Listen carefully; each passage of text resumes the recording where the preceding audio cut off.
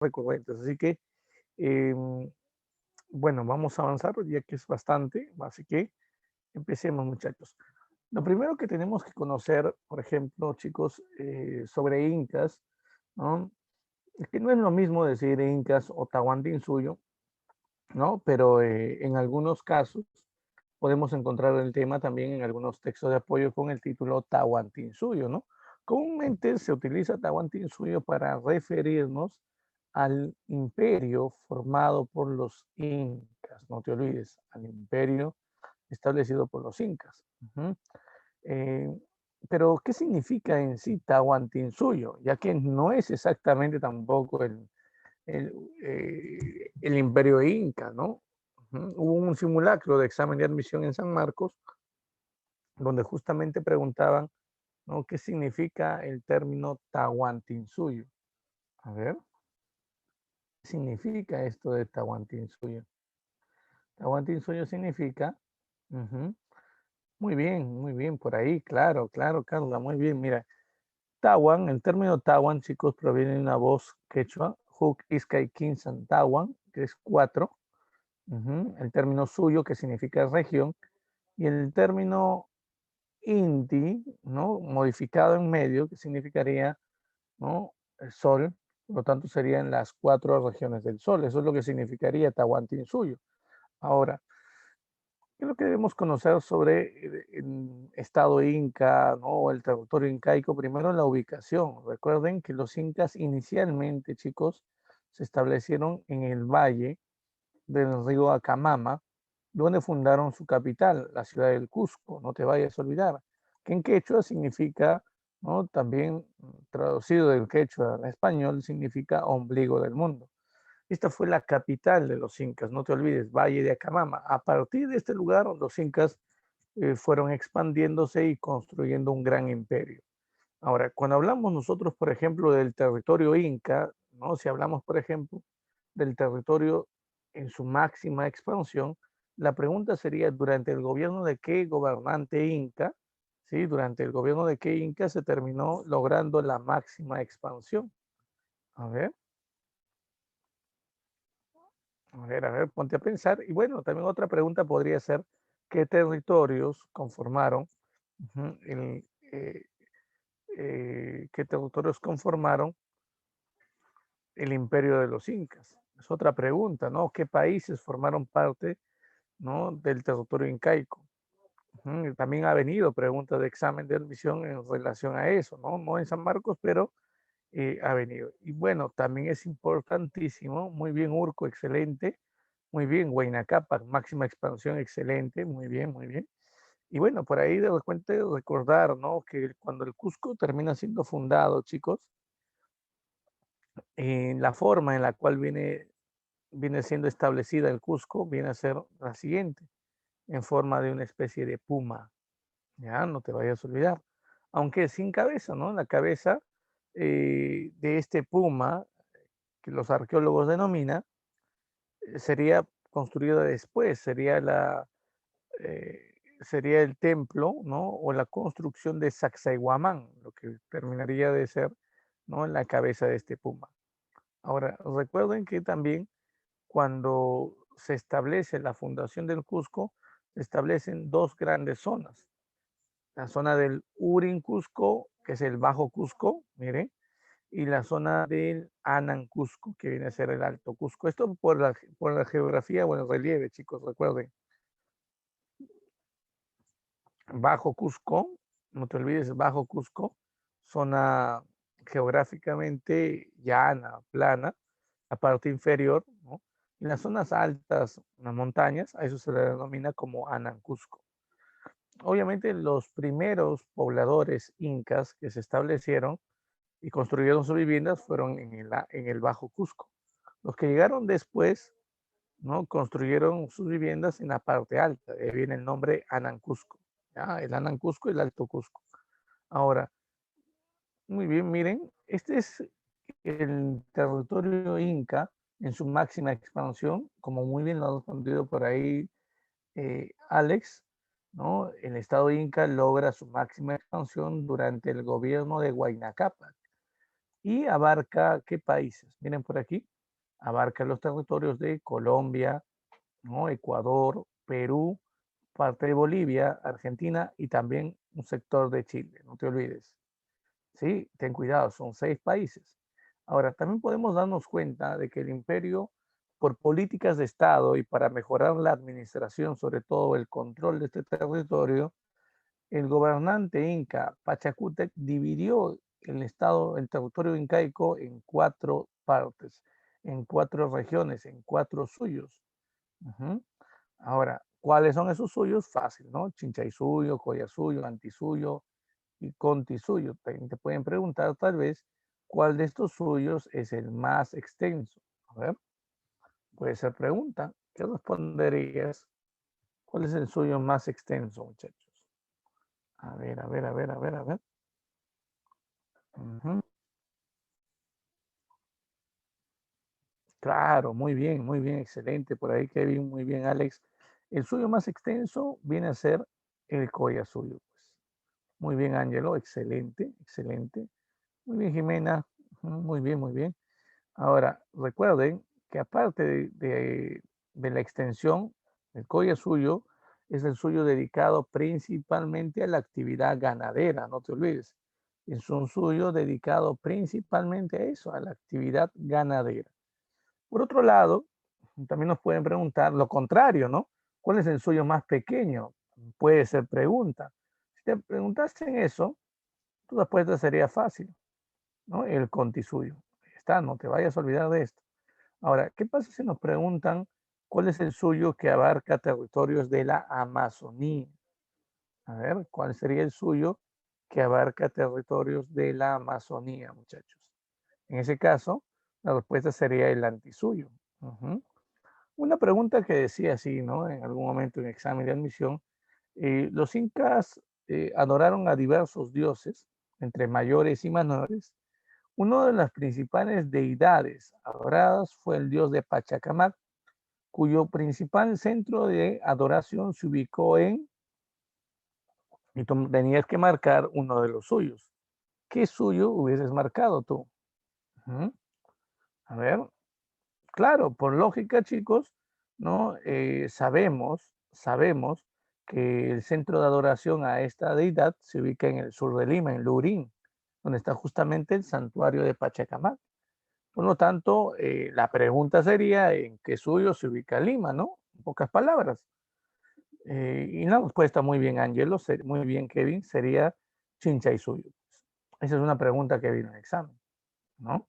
Recordemos que este santuario de Pachacamac fue un santuario adorado y utilizado como un oráculo, no solamente por los incas, chicos, también culturas anteriores a los incas, los Isma, también los Wari, emplearon esta construcción como un gran oráculo. Era un dios bastante respetado, el dios de Pachacamac, un dios pre-inca incluso, ¿no? Cuyo templo fue construido durante el intermedio temprano por la cultura Lima. Ahora, también nos pueden preguntar, muchachos, por ejemplo, nos podrían preguntar a nosotros respecto a la ubicación, ¿no? Aquí está, miren, al norte, al sur, al oeste, al este, ¿cuál es el suyo? No te olvides. ¿Ya? ¿Por qué se divide el imperio en 4 suyos? Para mejorar la administración, el control sobre esos territorios. No te vayas a olvidar de esto. Muy bien. Y nosotros también ya hemos mencionado quién logró la máxima expansión o durante el gobierno de qué personaje se logró la máxima expansión. Ahí está, Huayna Cápac. Ahora, otra cosa que nos pueden preguntar tal vez es cuáles son los límites del Estado Inca. Aquí hay que tomar en cuenta, chicos, miren, por ejemplo, por el norte, el imperio llega a abarcar zonas de Colombia, un río específicamente, el río Ancasmayo, también llamado río Azul. Si nosotros analizamos por el sur, miren, hay otro río importante que es el río Maule, también llamado río Biobío, no te olvides, Maule o Biobío.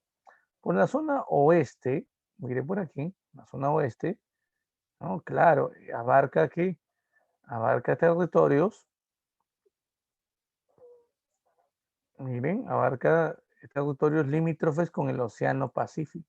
Este es el Océano Pacífico. Y por la zona este, su límite se encuentra en la selva alta, específicamente en la ceja de selva. Ya no te vayas a olvidar, estos son los límites del estado Inca. Ahora, otra cosa que debemos también conocer, muchachos, es el periodo histórico en el cual se ubica. Recuerden que los incas, según la clasificación hecha por el arqueólogo John Rowe, los incas estarían conformando, chicos, el horizonte tardío o tercer horizonte, no te olvides. Y para Lumbreras vendría a ser, la sociedad inca vendría a convertirse en el segundo imperio panandino, no te olvides. Ahora, otra cosa que debemos tomar en cuenta es el origen. Recuerden, el origen inca. Para eso debemos tomar en cuenta algunos puntos. Por ejemplo, muchachos, cuando se habla del origen incaico, cuando hablamos del origen, hay dos formas de explicar el origen. A través de eh, mitos, ¿no? O a través de leyendas, ese es el origen legendario, y a través de la historia, es el origen histórico. Curiosamente, lo que más han preguntado en los exámenes es sobre el origen legendario. Hay dos leyendas incluso que nos ayudan a explicar el origen de los incas. ¿Cuáles son? ¿Se acuerdan? Eso es de niños, chicos. Vamos. Manco Cápac y Mama Ocllo y la leyenda de los hermanos Ayer, ¿no? Muy bien, excelente. Muy bien, Kevin. Miren, por aquí tenemos nosotros, chicos, un cuadro comparativo donde debemos nosotros reforzar algunas ideas importantes sobre cada una de las leyendas. Por ejemplo, nos pueden preguntar, por ejemplo, eh, ¿qué personaje se encargó de recopilar? O sea, sabemos nosotros que una leyenda puede ser transmitida de generación en generación de forma verbal, pero hubo alguien que escuchó la leyenda y la terminó anotando en un texto, la terminó redactando. Entonces, ¿quién es ese recopilador? En el caso de la leyenda de Manco Cápac y Mama Ocllo, esta leyenda fue recopilada por este personaje, chicos. ¿Sí? El llamado Inca Garcilaso de la Vega, aunque ustedes muy bien saben que su nombre verdadero fue Gómez Suárez de Figueroa, ¿verdad? Considerado el primer mestizo del Perú. Ahora, este personaje, si yo te digo que es mestizo, ¿qué significa ser mestizo, chicos, en la historia? A ver, a ver, ¿qué viene a ser un mestizo? ¿O quién es un mestizo?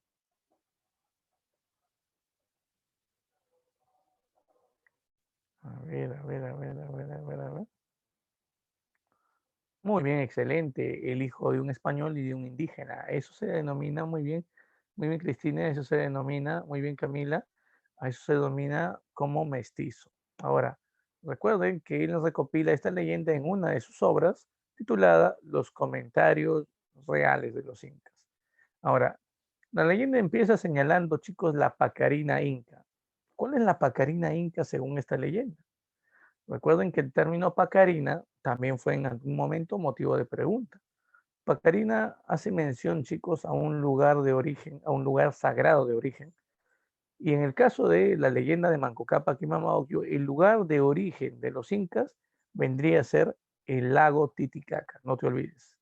Ese vendría a ser el lugar de origen de los incas. Repito, el llamado lago Titicaca. Algunos le llaman también Puquinacocha, ¿no?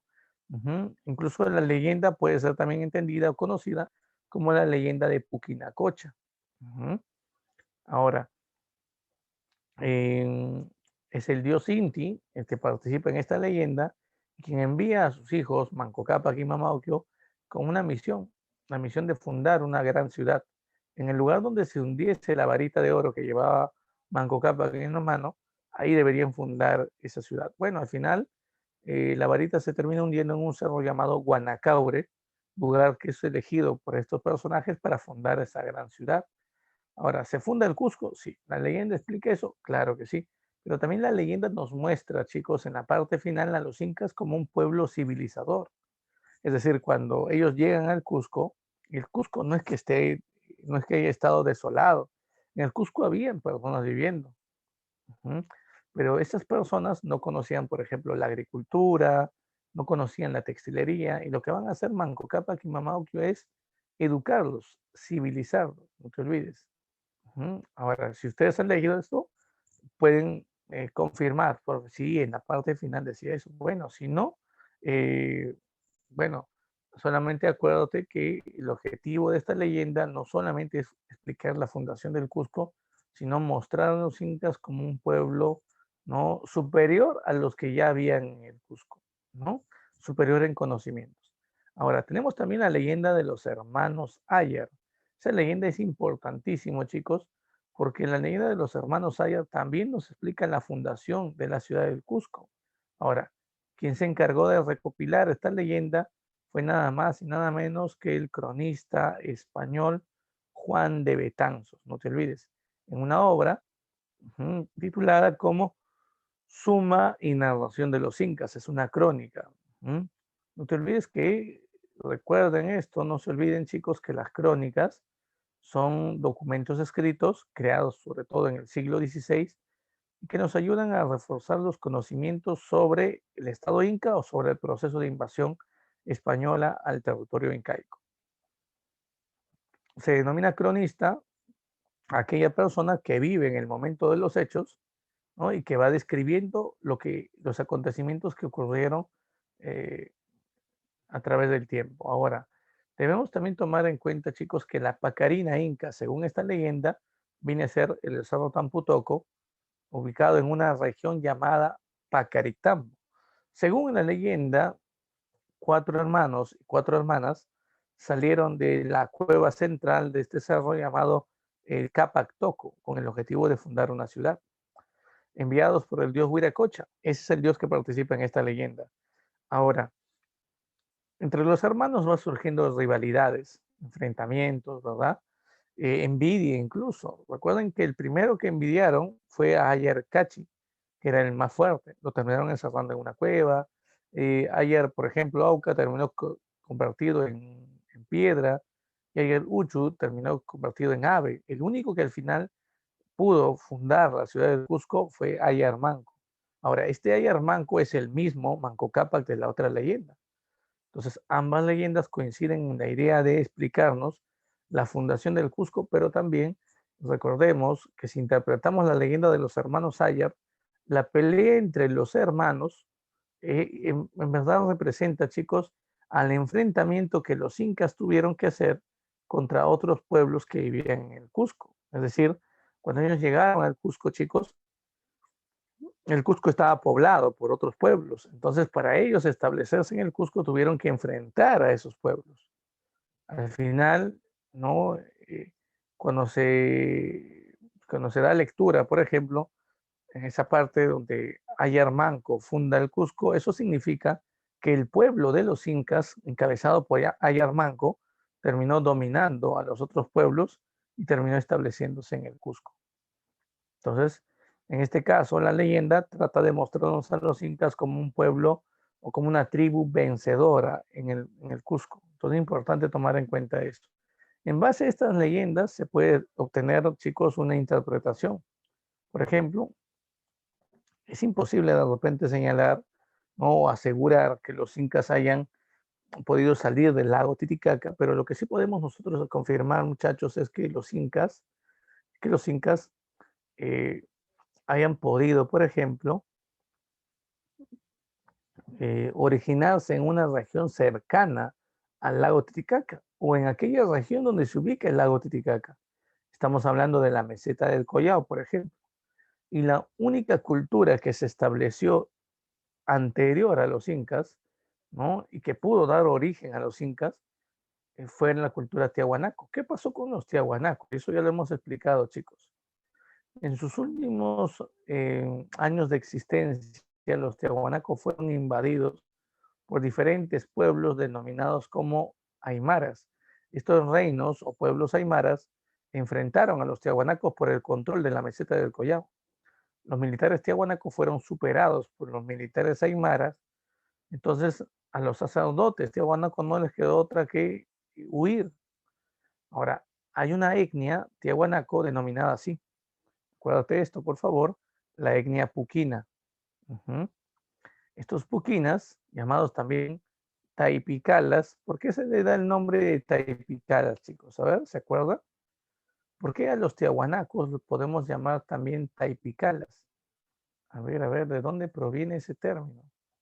Taipicalas. ¿Se acuerdan? Nada, por ahí se perdieron. Recuerden que Taipicala es la capital de los tiahuanacos.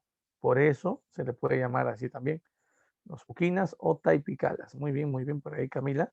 Ahora recuerden que esta etnia, ante la invasión de los aymaras, tuvo que escapar del lugar y ellos serían los que funden el Cusco, encabezados por un Ayar Manco o Manco Cápac, no te olvides.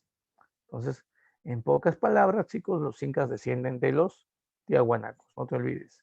Listo, sigamos avanzando. Por otro lado, mire, también es importante conocer, por ejemplo, la economía incaica. A ver, si nosotros hablamos de la economía de los incas, chicos, los incas a través del tiempo fueron desarrollando diversas actividades económicas, muchas, siendo la más importante la actividad agrícola. No te olvides, es la actividad más importante. Ahora, cuando nosotros hablamos, por ejemplo, de la agricultura, pregunta, eh, los incas emplearon ciertos instrumentos para la agricultura. ¿Qué instrumentos, por ejemplo, emplearon ellos? A ver, mencióname por ahí, a ver, ¿qué instrumentos habrán sido creados por los incas? A ver, a ver, a ver, a ver. Muy bien, Jerico, excelente. Excelente, claro, muy bien. Por ahí me dicen la chaquitaglia. Pues claro, la chaquitaglia, también conocido como el palo cavador, no te vayas a olvidar, importante tomar en cuenta, aquí está, mire, ahí está, este viene a ser la chaquitaglia. No te olvides, un arado de pie empleado por los varones, aquí está, miren, esta es la chaquitaglia, chicos. ¿Ya? Esto viene a ser una chaquitaglia. Todavía se emplea, claro que sí, todavía se emplea en algunas comunidades esto, muy bien. Así como también las mujeres utilizaban, ¿no?, un arado de mano. Bueno, mejor dicho, hasta dos arados de mano. Tenemos por un lado, miren, la raucana, que es esto, y la chira, que viene a ser este otro arado de mano empleado por las mujeres. Ahora, así como los incas emplean instrumentos para la agricultura, también utilizaron tecnologías agrícolas, obras hidráulicas, en pocas palabras. Y como los incas son una cultura que sintetizó los avances de sociedades anteriores a ella, entonces eso significa que los incas van a utilizar las mismas obras hidráulicas que sociedades anteriores. Por ejemplo, el sistema de los camellones. ¿Te acuerdas dónde se empleaba esto y para qué servía? ¿Y quiénes crearon esto? ¿Se acuerdan? Guari, No, no, por ahí cerca, pero no es Guari. Nazca. Muy bien, es Tiahuanaco, la cultura Tiahuanaco. Esto se emplea en la meseta del Collao, no te olvides, en la zona de Puno, por ejemplo. Y la pregunta es, ¿para qué servían los camellones? No vas a decir para cultivar, ¿no? Tu nivel ya está obviamente un poquito más avanzado a eso, ¿no? ¿Para qué servía? Claro, toda la tecnología hidráulica que te voy a mostrar, todos tienen el mismo objetivo, cultivar, pero la pregunta es, ¿para qué específicamente servía el camellón? Muy bien, excelente por ahí, Johan. Sirve para regular la temperatura, recuerden, ¿sí? Utilizan esa propiedad del agua, no te olvides. Claro, durante el día el agua, ¿qué es lo que hace? Retiene o absorbe el calor, no te olvides la energía del sol, el calor, y durante la noche lo liberaba en forma de vapor. Pero la pregunta es, ¿y para qué hacían esto? Para que las plantas durante la noche puedan soportar, ¿qué cosa? Un problema climático. ¿Cómo se llaman esos vientos fríos que se desplazaban de la montaña hacia el valle, chicos? Muy bien, esas son las heladas. No te olvides, las heladas, no confundir con el friaje, no confundir con el friaje, recuerden, son heladas estos vientos nocturnos. El friaje es un fenómeno también climático que afecta en cierta parte de la zona sur andina del Perú, pero sobre todo la Amazonía. Pero recuerden, estos vientos nocturnos que van a desplazarse de la montaña al valle y que van a ser un problema para la agricultura en territorio tiahuanaco, viene a ser sobre todo las heladas. Ahora, específicamente la helada negra, ¿no? ¿No? La helada negra, porque hay dos tipos de helada, ustedes ya deben conocer eso por geografía. Una helada blanca, que es la escarcha, ¿no? Eso no pasa nada, y una helada negra, que viene justamente la que arruina los cultivos. Pero bueno, también tenemos el caso, chicos, de los huachaques. ¿Qué cosas son los huachaques? A ver, ¿quiénes hicieron esto? ¿Quiénes trabajaron huachaques? A ver, a ver, a ver. ¿Quiénes son los que trabajaron huachaques? A ver, muchachos, piensa, piensa. Nada. Nazca. Uy, uy, uy.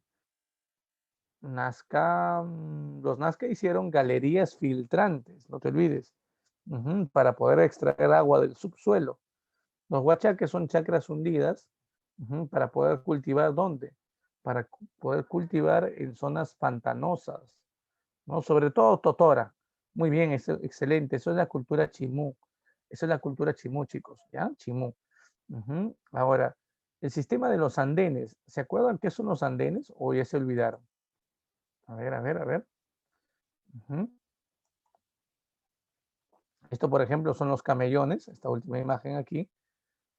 Nada, se han olvidado de los andenes. Estos son los andenes, chicos. Los andenes son un conjunto de chacras escalonadas, no te vayas a olvidar, para poder sembrar en las laderas de las montañas. Esto fue obra de los Huarpa, fue difundido por Huari, no te olvides, y los incas van a seguir difundiendo los llamados andenes. Ya, no te vayas a olvidar de esto.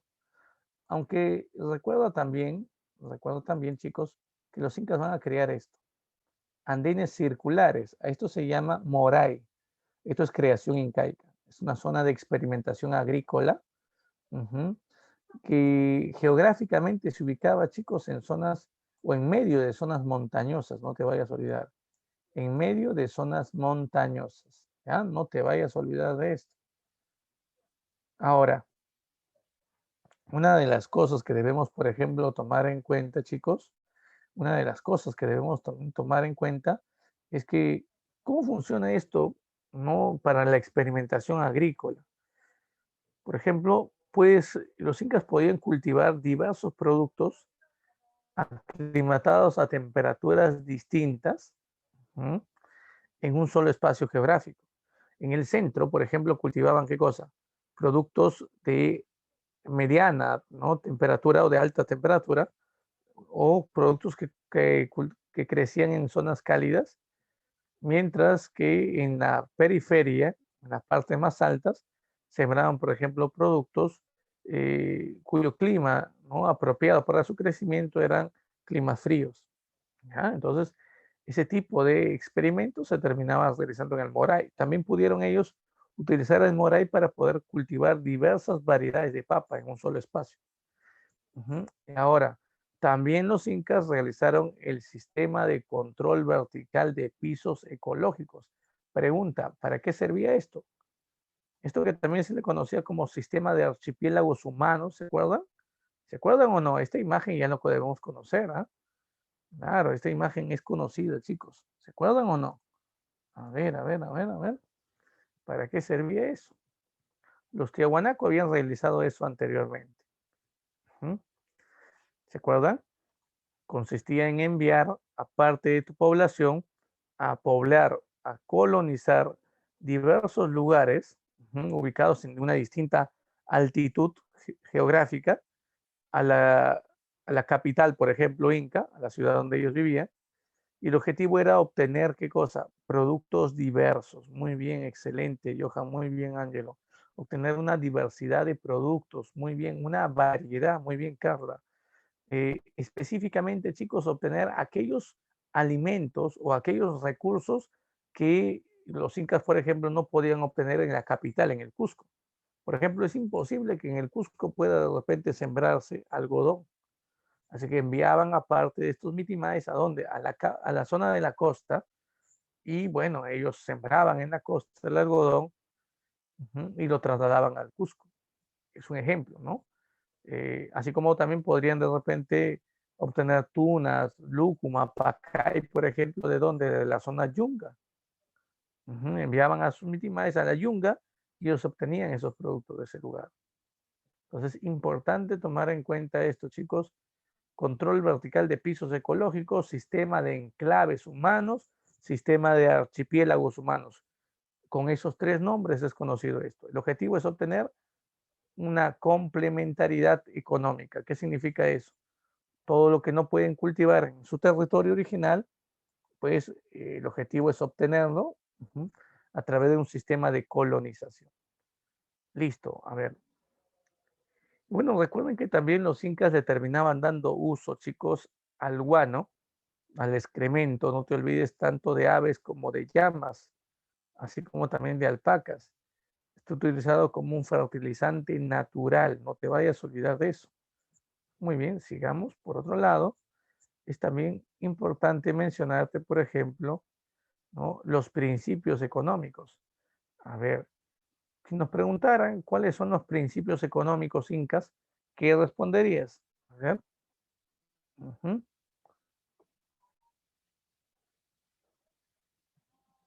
A ver, a ver, a ver. ¿Qué significa eso?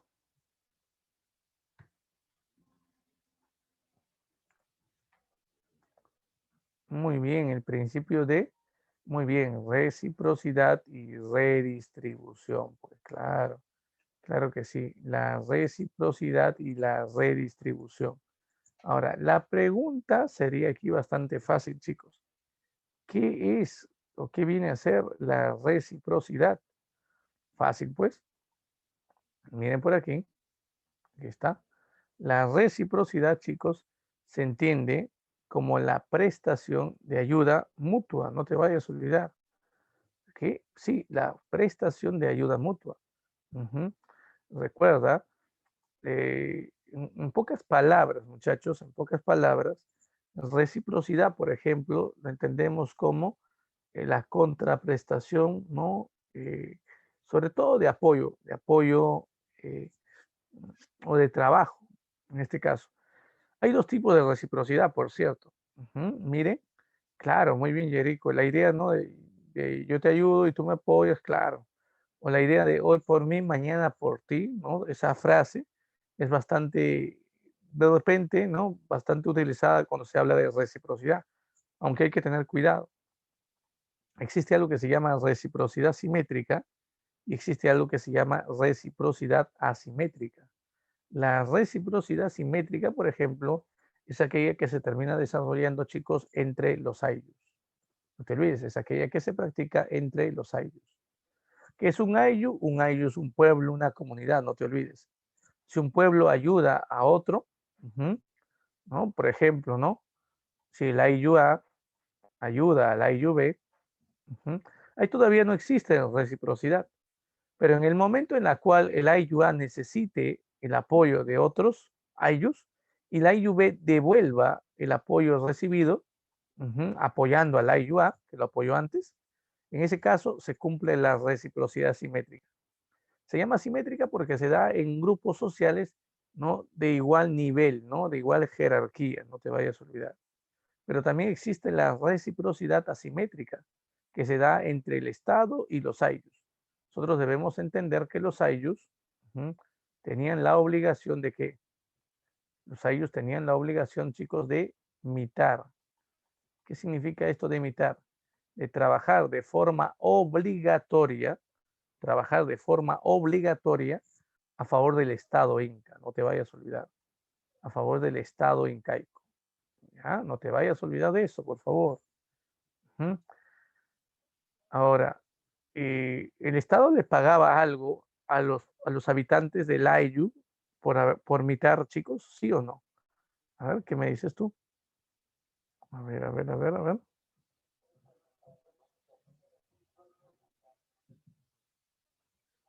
¿Sí o no?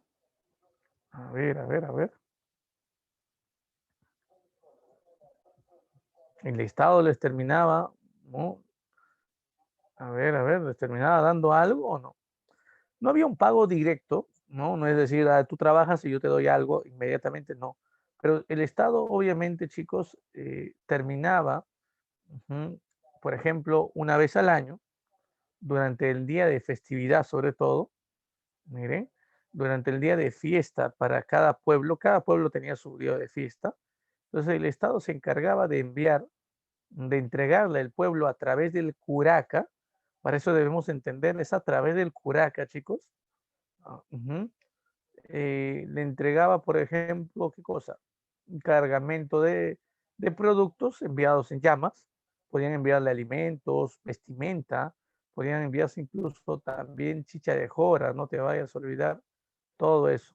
Miren por aquí, utilizaba el Estado al curaca, al jefe del Ayllu, como intermediario entre el pueblo y el Estado. Claro, si el Inca quería que cierto pueblo, cierto Ayllu trabaje en Namita para él, el Inca no iba y le decía, oye, comunidad, mañana quiero que ustedes trabajen construyendo, por ejemplo, un palacio para mí.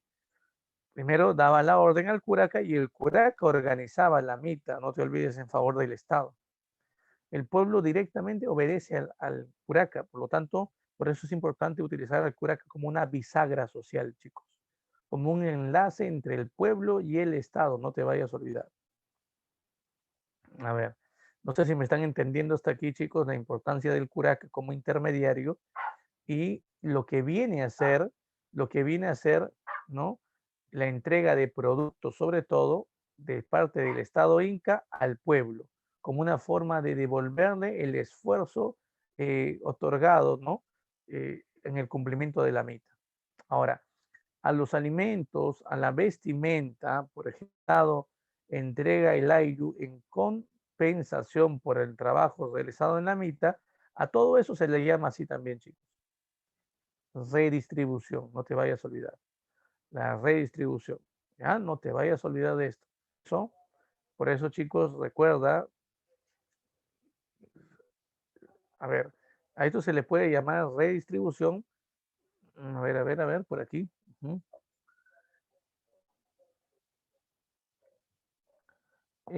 Sí, muy parecido a la época feudal en ese aspecto, Samuel, claro que sí. Es así. Muy bien, ¿no? Sí, es muy parecido, bastante parecido, ¿no? Eh, por eso era importante, ¿no? Para el señor feudal también, o el rey, ¿no? Tener vasallos, o el señor feudal tener sus vasallos. Ahora, chicos, recuerden, se le llama reciprocidad asimétrica a esta relación, porque obviamente el Estado y los ayllus, ambos ofrecen algo y ambos reciben algo del otro. Pero lo que recibe el pueblo de parte del Estado no viene a ser, se puede decir, no viene a ser equitativo, no viene a ser en la misma proporción de lo que ellos entregaron al Estado mediante la mitad. Siempre el Estado va a verse más favorecido. A esto se llama reciprocidad asimétrica, no te olvides. Y a todos los bienes que el Estado termina entregando al pueblo a cambio de la mitad se le llama redistribución. ¿Ya? No se olviden de eso, por favor. Ahora, si hablamos, por ejemplo, nosotros de territorios agrícolas, debemos entender que las tierras en el estado Inca, chicos, eran propiedad únicamente de las panacas incas. Ahora, aquí vamos con otro término, panaca. ¿Qué cosa es la panaca, chicos? ¿Recuerdan eso? A ver, ¿qué cosas son las panacas? ¿A qué se denomina panaca?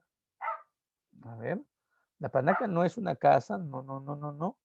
A ver, por ahí Ángelo, la familia del Inca, Urco, familia del Inca, Lozano, muy bien, familia del Inca, excelente. Claro, la panaca viene a ser la familia del Inca. Está conformado, por lo tanto, por los miembros, varones y mujeres de la familia del Inca, los descendientes, sobre todo masculinos y femeninos del Inca. A ver, a ver. Sí, Samuel, claro. Habían varias panacas, claro. Pero cada inca, recuerda, cada inca pertenece a una panaca en vida. Y al momento de morir se funda su panaca, su descendencia también. Eso hay que tomarlo en cuenta. Por lo tanto, son varias panacas las que tienen la propiedad de la tierra, como tú muy lo estás diciendo. Son varias panacas las que van a tener el control de las tierras. Los únicos propietarios de tierras, chicos, son las panacas, no te vayas a olvidar. Ahora, pues antes vi un comentario de usted, uno de ustedes, no recuerdo quién es, que decía, profe, pero el Estado a cambio le entrega tierras al pueblo. Ya, claro, eso también es una forma, ¿no? de aplicar la redistribución. A esas tierras, por ejemplo, que el Estado entregaba a las personas de forma individual, se le daba el nombre de topo, no te vayas a olvidar. Ujú. Ya, no te vayas a olvidar de eso. Ujú. Ya. A ver por aquí. Ujú. Ya.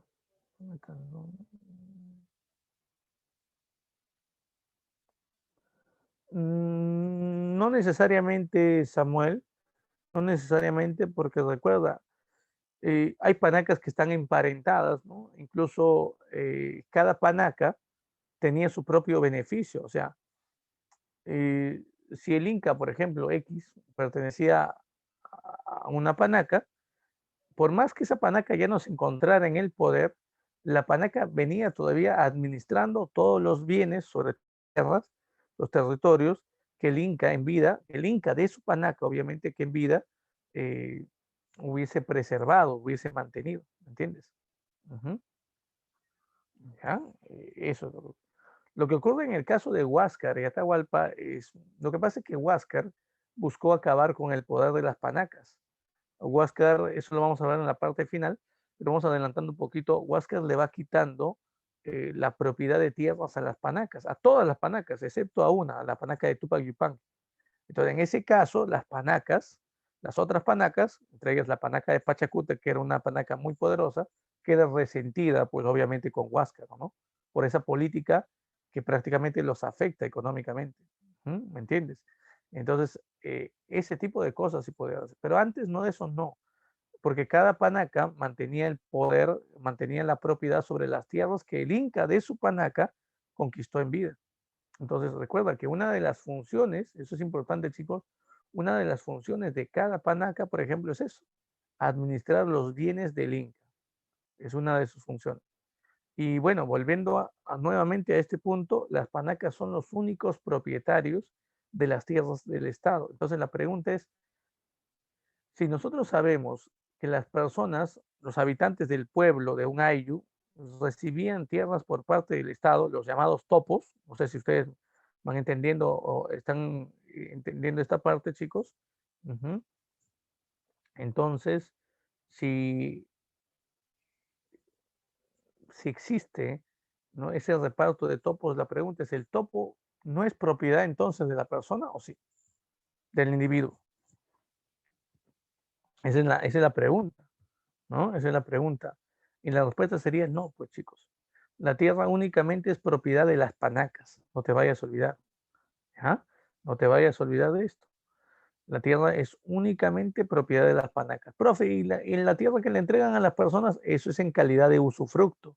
Es como si fuera un préstamo para que ellos puedan hacer uso, ¿no?, de la tierra. Pero cuando morían, ¿no?, con el pasar del tiempo, esa tierra volvía a ser propiedad del Estado, que no era propiedad de las personas, era propiedad del Estado. Ya, no te vayas a olvidar de esto.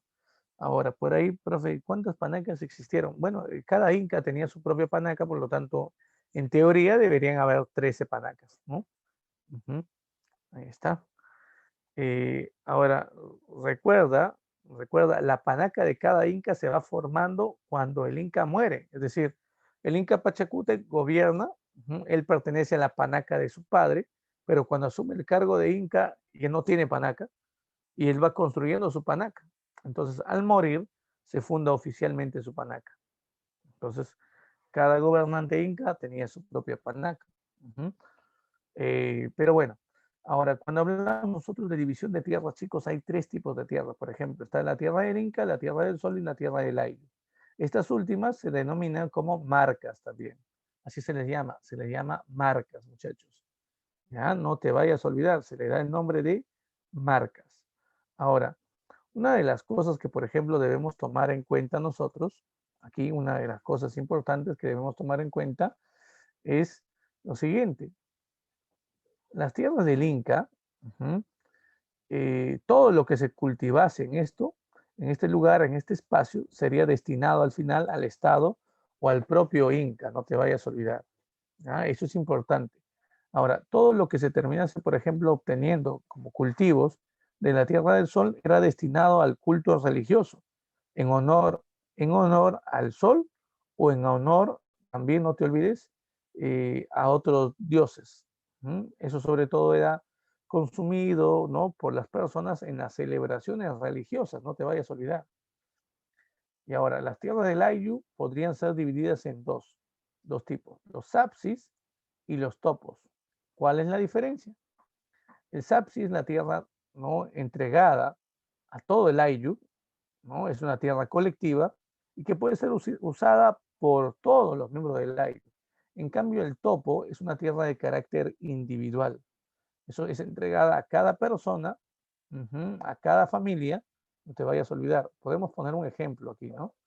Podemos poner, por ejemplo, esto. Podemos representar nosotros, de repente, caso particular, podríamos decir, ¿no? Podemos decir lo siguiente, mira.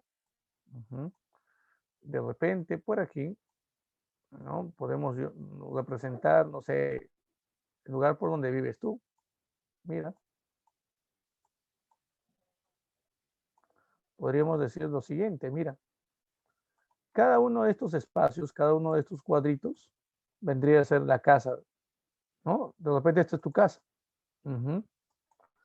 Y el espacio que está en medio viene a ser el parque, ¿no? Parque, ¿no?, barrio, ¿no? Por lo tanto, yo te hago una pregunta. Comparando, ¿no?, tu casa o el espacio donde está construido tu casa podría ser el topo. Este es el topo. En cambio, miren, el parque vendría a ser, ¿qué cosa? El sapsi, chicos. ¿Me entiendes? Claro, recuerden que el parque no es de una familia, es de uso colectivo. Entonces, eso vendría a ser el sapsi. El topo, en cambio, una tierra de carácter individual, una tierra familiar. ¿Cómo vamos, chicos, hasta aquí? ¿Vamos entendiendo?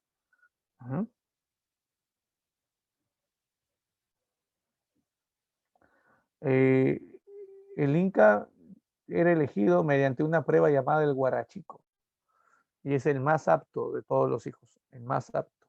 No es el primogénito. No existía en la época Inca la idea de la primogenitura, al menos en el imperio no existe eso. Ya, muy bien, muchachos. Entonces, ¿se va entendiendo lo que es el sapsi, lo que es el topo? A ver, a ver.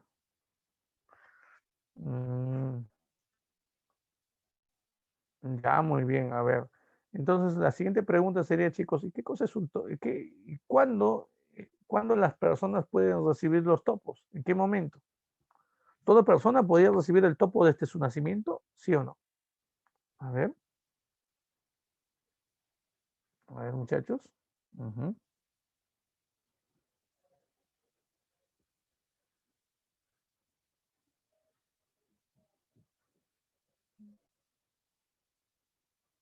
Muy bien, excelente, claro, claro.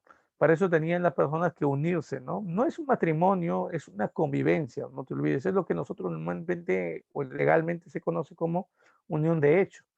Es la convivencia, ¿no? Ahora, ¿en qué momento una persona podía iniciar la convivencia? Para eso el varón tenía que pasar, ¿no?, una celebración también. Hay una especie de prueba que los varones tenían que pasar para poder ser considerados mayores de edad. Esa prueba se denomina así, viene a ser el guarachico. Ojo, hay dos tipos de guarachico, chicos, ¿ah? Hay un guarachico de los hijos del Inca, ¿no?, de la nobleza. Eso es para elegir al Lauqui, ¿no?, para ver cuál es el más apto para gobernar. Y hay un guarachico también del pueblo. En guarachico del pueblo es para, obviamente, elegir qué varones son considerados ya como mayores de edad. Entonces, aquellos varones que pasen esta serie de pruebas de destreza, sobre todo física y moral, recibirán una especie de calzoncillo de lana que simbolizaba que ellos ya eran mayores de edad y podían, por lo tanto, eh, buscar pareja e iniciar la vida junto a ella. Entonces, no te vayas a olvidar de esto. Ahora, profe, una pregunta. ¿Eso significa que si un varón pasaba la prueba del guarachico, él elegía a su compañera? Sí, y era considerado un hombre adulto, no te vayas a olvidar. Ahora, debemos también tomar en cuenta, miren lo siguiente, cuando se unían en el Servinacuy, porque así se llamaba esta convivencia, el varón obtenía un topo, y la mujer obtenía ¿cuánto? Medio topo. Ahora, la pregunta es, ¿cuánto medía un topo? Pues no vayas a pensar que el topo es un animal, el topo es una extensión de tierra. Ahí está. No, no, el pueblo no recibía medallas, no recibían medallas. Lo que recibían es, como les digo, un calzoncillo de lana, y esto era, se puede decir, el símbolo que ya pasaba a ser adulto, ¿no? La pregunta, chicos, es ¿cuánto mide un topo? ¿Cuánto es la medida del topo? Y aquí podemos aplicar un poco de aritmética, chicos. No hay una medida exacta del topo, recuerden, a pesar de que, por ejemplo, Balcárcer, un etnohistoriador, termina señalando de que el topo inca podía medir 1 hectárea cuadrada. Eso no es totalmente aceptable. La medida del topo variaba, dependía. ¿De qué dependía, profe? De la fertilidad de las tierras. Profe, no entiendo. Eso significa que si, por ejemplo, el Estado te terminaba entregando a ti, al momento en el cual realizas tu Servinacuy, te terminan entregando tierras fértiles, muy fértiles. Eso significa que la extensión del topo o del topo y medio que reciba la pareja va a ser pequeña. Pero si, por ejemplo, el Estado te entregaba tierras poco fértiles, por ejemplo, tierras ubicadas en las montañas o en lugares pedregosos o sin acceso al agua cercana, entonces te entregaba mayor extensión de topo. ¿Me entiendes? Profe, una pregunta, ¿y por qué te entregaba mayor extensión de topo? Para compensar la poca fertilidad o la poca productividad de las tierras. Entonces, espero que me entiendas esto. La extensión del topo iba en relación inversamente proporcional a la fertilidad de estas. No te olvides. Más fértil, menos extensión de topo. Menos fértil, mayor extensión de topo. No te vayas a olvidar. ¿Ya? Ya no te vayas a olvidar de eso. ¿Sí, chicos? ¿Estamos bien hasta ahí? ¿Se está entendiendo esto? Obviamente eso no lo escogía la persona. Eso lo entregaba el Estado a través, eso dependía, ¿no? De qué tierras, por ejemplo, estén deshabitadas. Eso dependía de una autoridad inca que realizaba esa entrega de tierras. ¿Cómo se llama esa autoridad, chicos? Se denomina así, Huarmicoco. No te olvides. Él es el encargado de unir a las parejas en el Servinacuy, y él es el encargado también de repartir el topo y medio a la pareja. No te vayas a olvidar. Ahora, por otro lado, debemos tomar en cuenta lo siguiente, miren, las formas de trabajo. Profe, formas de trabajo. Sí, recuerden que en la época inca, chicos, existían 3 tipos de trabajo. Bueno, algunos incluso clasifican en 4 formas de trabajo. Miren, por ahí está el Aini, la Minca, la Mita y la Chunca. No te olvides. Ahora, profe, una pregunta. ¿Y el Aini qué viene a ser? El Aini, chicos, es el trabajo de ayuda mutua entre los ayllus o entre los habitantes de un ayllu, no te olvides. Por lo tanto, chicos, en el cumplimiento del AINI se está poniendo en práctica qué principio económico. A ver, ¿qué principio económico se pone en práctica aquí en el cumplimiento del AINI? A ver, a ver, a ver, a ver.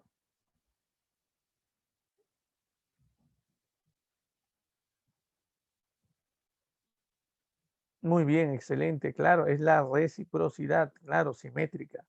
No te olvides, aquí prima la idea de hoy por mí, mañana por ti, pues. Claro, es la reciprocidad, es el trabajo recíproco. Cuando tú escuches o cuando tú leas en una pregunta trabajo recíproco, ten cuidado. Lo más seguro, chicos, es que sea AIN, ¿ya? Lo más seguro. Entonces, como te mencionan AIUs o entre los miembros del AIU, eso es obviamente reciprocidad de tipo simétrica. Ahora, tenemos por aquí el caso de la minca o minga. ¿Qué cosa viene a ser la minca o minga? Miren por aquí, es el trabajo colectivo de los miembros del AIU en beneficio de los mismos miembros del AIU, o sea, de la misma comunidad. O sea, ellos trabajan para su propio beneficio, sí, pero es un trabajo colectivo. Ejemplo, profesor, fácil pues, ¿no? Miren, imaginemos que aquí encontremos, en este espacio, chicos, encontremos las viviendas del pueblo. Aquí vive el pueblo, este es el AIU. Pero ese ayllu, la gente del pueblo tiene que ir a trabajar sus chacras, ¿no? Pero para poder cultivar esas tierras, tienen que cruzar, por ejemplo, el río, digamos el río Mantaro. pero como es época de crecida, verano, chicos, ante las lluvias el caudal aumenta, el caudal del río es elevado, por lo tanto ellos no pueden cruzar a pie, necesitan para eso, ¿qué cosa? Un puente. Entonces todo el Ayllu trabajaría, por ejemplo, para construir un puente colgante. Pregunta, ¿a quién beneficia ese puente? ¿Quiénes son los únicos que pueden utilizar eso? ¿Los que trabajaron en la construcción? Por ejemplo, si fueron 15 varones los que trabajaron en eso, ¿solo los 15 varones pueden utilizar eso? No, todo el pueblo. Eso no lo va a utilizar, o quien se va a beneficiar directamente no va a ser el Estado, sino el caso de la minca o minga es un trabajo colectivo del pueblo para su propio beneficio, no te olvides, ¿no? Por eso se dice, podemos utilizar esa frase, ¿no? Todos para uno y uno para todos, en este caso de la minca. Ahora, la mita, y aquí hay que tomar mucho cuidado, la mita es un trabajo de tipo obligatorio, no te olvides, es temporal y por turno. Profe, ¿qué significa esto de temporal? Eso significa, chicos, que la mita, miren, la mita eh, no es permanente, o sea, no es durante todo el año. ¿Cuánto tiempo aproximadamente duraba la mita? Se calcula de que son 3 meses que la persona tenía que mitar. Ahora, ¿quiénes mitan? Los miembros del Ayllu. ¿Cómo se denominan a esos miembros del Ayllu que van a mitar, chicos? A, Hatunronas, B, Yanaconas, C, Mitimais. A ver, ¿cómo se llaman a estos miembros del Ayllu que mitan? A ver, a ver, a ver. Ujú. Hatunronas. Claro, pues Hatunronas. Los miembros del Ayllu son los Hatunronas, chicos. Ellos son los únicos que mitan. Muy bien, ellos son los únicos que mitan. Hay que, por favor, tener cuidado con esto. Ahora, la pregunta es, chicos, ¿eso significa que los Hatunronas van a mitar, pero no todos, ¿ah? Únicamente los varones, comprendidos entre 20 y 50 años de edad aproximadamente? Y, bueno, únicamente los solteros, los que no tienen carga familiar, ¿me entiendes? Ellos son los que mitan. Ahora, tipos de mita hay varios. Por ejemplo, ujú, por ejemplo, hay una mita agrícola, hay una mita ganadera, no te vayas a olvidar, ¿no? Hay una mita de chasqui, por ejemplo, el chasqui es un jatunruna de algún pueblo que está mitando, no te olvides, a favor del Estado, ¿no? Hay una mita militar también, hay una mita de albañil en la construcción de obras públicas, edificios, ¿no? Plazas. Es importante tomar en cuenta eso. Ya está. Ahora, también tenemos el caso de la chunca o chunga, chicos. ¿Qué cosa viene a ser la chunca o chunga?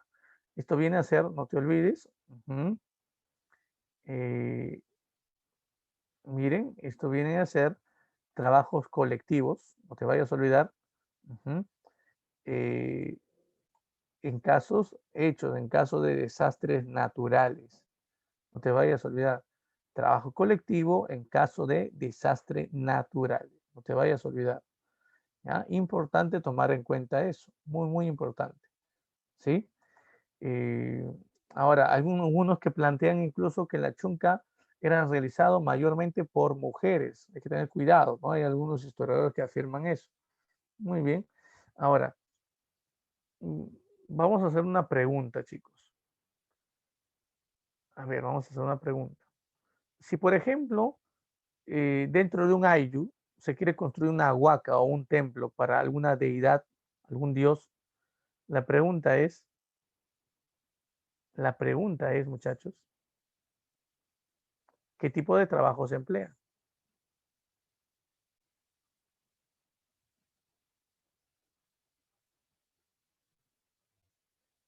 A ver, en ese caso, ¿qué tipo de trabajo se emplea?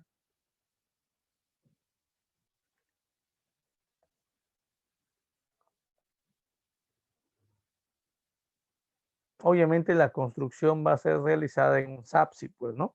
Que es la tierra colectiva. Ujú. Ya, pero la pregunta es, ¿qué tipo de trabajo se va a realizar? En ese caso sería la minca o minga, chicos. Ya no te vayas a olvidar. ¿Mm?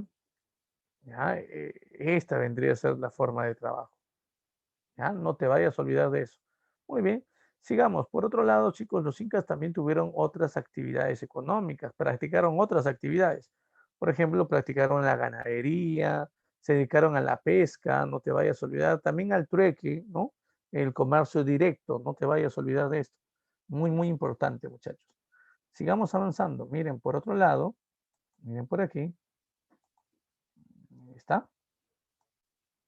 También es importante señalar en incas, chicos. Hay tres tipos de almacenes que se terminaron creando durante la época incaica. Tres tipos de almacenes. Por ejemplo, encontramos, tal vez, miren, el caso de los tambos. Yo sé que tú de repente conoces bastante los tambos, ¿verdad? ¿Sí? ¿Cómo te vas a olvidar de ellos? Los tambos, recuerden, son almacenes ubicados en medio de los caminos, en medio del Capacñán, no te vayas a olvidar. Y cuidado, son almacenes estatales, sí, son almacenes propiedad del Estado. Los únicos que terminaban utilizando esto, los únicos que... Cuando yo te hablo de funcionarios del Estado, ¿no? Podemos poner ejemplos militares y chasquis, personas que trabajan, ¿no? Al servicio del Estado, no te olvides. Ahora, los tambos son también utilizados como posadas, lugares de descanso, no te olvides. Ujú. Y también son utilizados como lugares donde los mensajeros terminan dándose la posta a otro mensajero, donde un chasqui deja el mensaje a un otro mensajero para que él les recuerda otro tramo, porque no vayas a creer, por ejemplo, que los chasquis o estos mensajeros iban del lugar de origen, del lugar de destino, del lugar de origen al lugar de destino una sola persona, ¿no? Iban por pequeños tramos, 2, 3 kilómetros iban recorriendo este sistema incaico e iban dándose la posta. Y justamente los tambos eran los lugares donde se terminaba dando la posta. Ahora, ¿puede haber incluso vestimenta? Claro que sí. Podías descansar, podías comer, podías incluso cambiarte la prenda de vestir en un tambo. No te vayas a olvidar. ¿Ya? Y por otro lado, debemos también tomar en cuenta, no, iban corriendo, no, caminando nunca llega el mensaje. El sistema de mensajería, chicos, podía recorrer cerca de 250 kilómetros durante un día. Imagínate, al día podían recorrer 250 kilómetros. Obviamente, cada persona corría entre 1 a 3 kilómetros de distancia. Cada persona, ¿me entiendes? Y para obviamente asegurar de que el otro mensajero, el que va a seguir la posta en el trayecto, esté atento, el chasqui iba con un pututu. ¿Saben lo que es eso, verdad? Es una conchita que terminaba él haciendo sonar y eso alertaba al siguiente corredor de que ya iba a recibir el mensaje para cumplir su función. Así es. Entonces, importante tomar en cuenta esto, chicos. Ahora, imagínate, ¿no? ¿Cuánto tiempo si quisieras llevar un mensaje de Lima, así, ¿no? Y hasta que llegue la respuesta, imagínate, ¿no? Y ahora te desesperas porque no te contestan al instante el mensaje. Pero bueno, miren por aquí, muchachos, tenemos las colcas. Por otro lado, profe, el sistema de las colcas, ¿qué vienen a hacer? Son también almacenes, propiedad del Estado, son parte del Estado, pero cuidado, estos no se ubican en los caminos o junto a los caminos, estos se ubican en las montañas. Y únicamente en caso de emergencia, el Estado puede ordenar, chicos, abastecer con alimentos o productos a la gente de los pueblos, de los ayllus, con productos de las colcas, únicamente en caso de emergencia. Por ejemplo, los productos de las colcas son utilizados por el Inca para la redistribución. No sé si me están entendiendo, chicos. Recuerden que a cambio de la mita, el Inca les terminaba entregando a la gente del pueblo alimentos, vestimenta, ¿verdad? En el día de festividad o de aniversario de su pueblo. Entonces, todos esos productos que el Estado enviaba al pueblo como una forma de agradecimiento o redistribución por el trabajo de la mita brindado, se obtenían de dónde? De las colcas, no te olvides. ¿Ya? Por otro lado, tenemos también el caso de las pirguas. Pregunta, ¿qué son las pirguas, muchachos? ¿A qué se denominan pirguas? A ver, a ver, a ver, a ver. ¿Qué cosa vienen a ser las pirguas? Ujú. Las pirguas son almacenes de cada uno de los ayllus, no te olvides, cada ayllu viene teniendo una pirgua, un almacén. Ahora, en caso de que el ayllu, por ejemplo, sufra, no sé, digamos, los estragos de algún desastre natural, en ese caso el Inca ordenaba abastecer de alimentos y productos a la gente de ese pueblo mediante productos de las colcas. No se olviden de esto, por favor, muchachos. Y bueno, ya pasando a la sociedad inca, chicos, recuerden que la sociedad inca era una sociedad jerarquizada, no era una sociedad igualitaria, no es una sociedad perfecta, chicos, es una sociedad con todos sus problemas, no te olvides, con todas sus diferencias sociales. Recuerden que la desigualdad o la jerarquización de la sociedad es una característica importante de esto.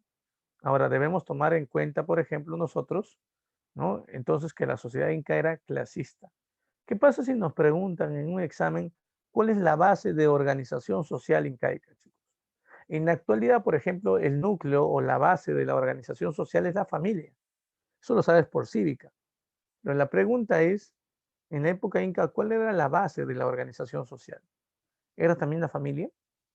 A ver, es una muy buena pregunta. ¿Qué respondes tú? A ver.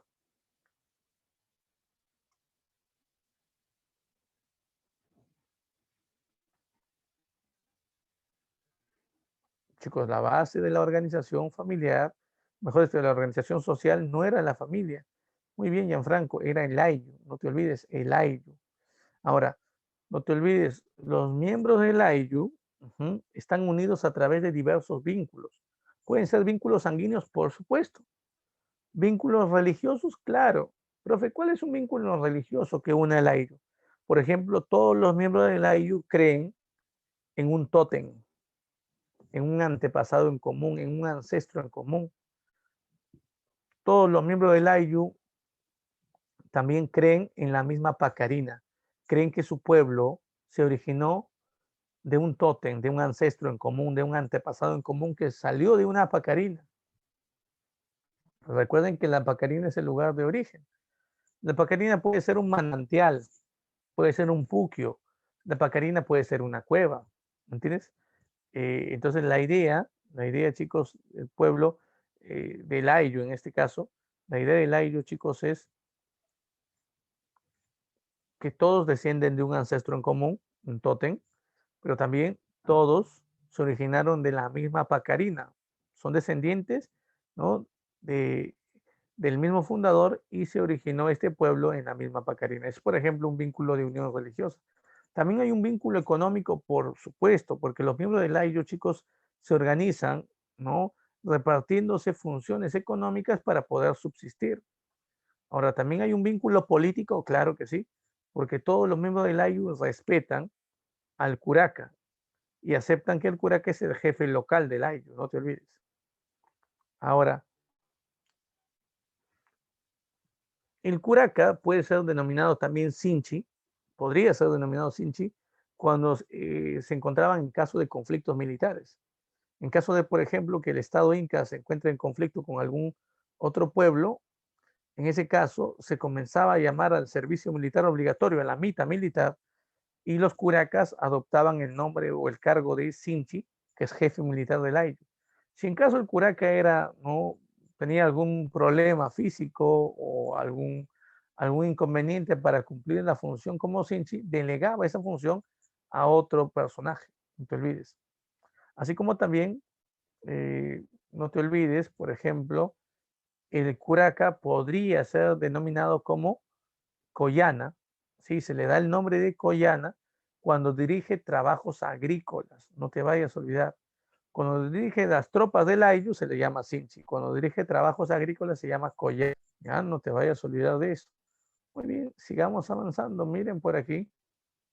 Aquí vemos una pirámide social, muchachos, y es importante, por ejemplo, entender que hay dos grandes clases sociales aquí. Está la clase dominante. Bueno, el Auqui, muchachos, es el príncipe, heredero, sucesor, el más apto, acuérdate de esto, el más apto para gobernar. Profe, entonces, ¿no es el primer hijo varón? No, tampoco es la primera hija mujer. Aquí no importa el orden del nacimiento. lo que importa es la capacidad, ¿no? O las cualidades que muestre este sujeto para poder asumir el cargo de Auqui. Para esto, recuerden, había una celebración, una serie de pruebas que terminaban también cumpliendo estos descendientes del Inca para saber cuál de ellos vendría a ser el futuro Auqui. No te vayas a olvidar. Esas pruebas se llaman guarachico, no te vayas a olvidar de eso, por favor. Entonces, una pregunta, ¿y quiénes son los orejones? Ah, eso también es una muy buena pregunta. Los orejones son miembros de la panaca del Inca, son, por ejemplo, sobrinos, ¿no? O son los otros hijos del Inca que no fueron elegidos como Auqui, pasaron la prueba del guarachico y a ellos sí se les entrega algo, ¿no? Simbólico, por ejemplo, por haber pasado esta prueba del guarachico. Al Auqui se le entregaba una mascaipacha, es decir, una corona de plumas de color amarillo. Ujú. Eh, Mientras que el Inca utilizaba una mascaipacha de color roja, por cierto. Las plumas de la mascaipacha se obtenían de un ave llamado el corequenque, por ejemplo. Pero los orejones recibían, por otro lado, pendientes, chicos, aretes grandes. ¿Ya? Aretes grandes. Estos pendientes o aretes grandes que ellos utilizarían a partir de ese momento significaría que en algún momento ellos deberían cumplir una función importante en el Estado. Por ejemplo, gobernando un pueblo, o mejor dicho, gobernando un suyo, por ejemplo, cumpliendo la función como tucuirricuy, ¿no? O en todo caso, dirigiendo las tropas, ¿no? Militares de algún ayllu, tal vez. Entonces, esas son las funciones que debería cumplir un orejón. Se le daba justamente el nombre de orejón por los pendientes grandes que venía teniendo. Ahora, ellos son parte de la burocracia, no te olvides, de los funcionarios del Estado. Uh-huh. Ah, a ver. Claro, claro que sí, Jericho. Claro que sí. Muy bien. Miren por aquí. Tenemos también la nobleza de privilegio. Sí, la nobleza de privilegio. Sí, ellos son aquellos nobles incas, pero que no nacieron siendo nobles incas, sino con el tiempo conformaron la nobleza incaica. No te vayas a olvidar, esa es la diferencia con la nobleza de sangre. Tenemos aquí dos grupos, la nobleza adveneriza, o también llamada curacal, y aquí hay que tener cuidado, chicos. Estos son, en su mayoría, jefes de pueblos sometidos por el Estado inca, jefes de provincias o jefes de pueblos sometidos por el Estado incaico. No te vayas a olvidar. Ahora, profe, una pregunta, una pregunta. ¿Cómo es posible, de repente, ¿no? Que el jefe de un pueblo conquistado forme parte de la nobleza inca? ¿Por qué hacían esto los incas? ¿Por qué mantenían vivo, ¿no? Y por qué incluso lo convertían en un noble inca al jefe del pueblo sometido? ¿Cuál es el objetivo detrás de todo esto, chicos? A ver, a ver, a ver. ¿Cuál es el objetivo detrás de todo esto? Ah, para que no se rebelasen. Ya, claro que sí. Ese es un objetivo, claro.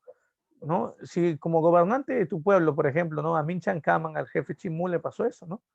Si tú como gobernante de tu pueblo tenías estos beneficios, vas a seguir teniendo los mismos beneficios, vas a seguir gobernando tu pueblo, no te preocupes. Pero eso sí, no te olvides que ahora yo te gobierno a ti. Tú solamente cumple con llevarme productos, ¿no? Como tributos al Cusco y vas a seguir teniendo los mismos privilegios.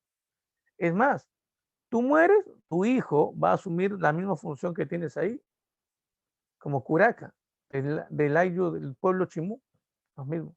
Claro, es importante tomar en cuenta eso, evitar que se rebelen, mantener un control y un dominio del pueblo, pero sobre todo, chicos, sobre todo recuerden, ¿para qué utilizaba el Inca los curacas? Te dije, los curacas eran la bisagra social incaica, eran el sector, el intermediario entre el gobierno inca y el pueblo. Recuerden aquí, lo más importante, chicos, es el control de la mano de obra. Ese pueblo, por ejemplo, Chimú, que fue conquistado, su gobernante va a seguir manteniendo los mismos privilegios. Minchancama va a seguir teniendo los mismos privilegios. Pero no se olviden que el pueblo Chimú tiene que imitar al servicio del Estado Inca.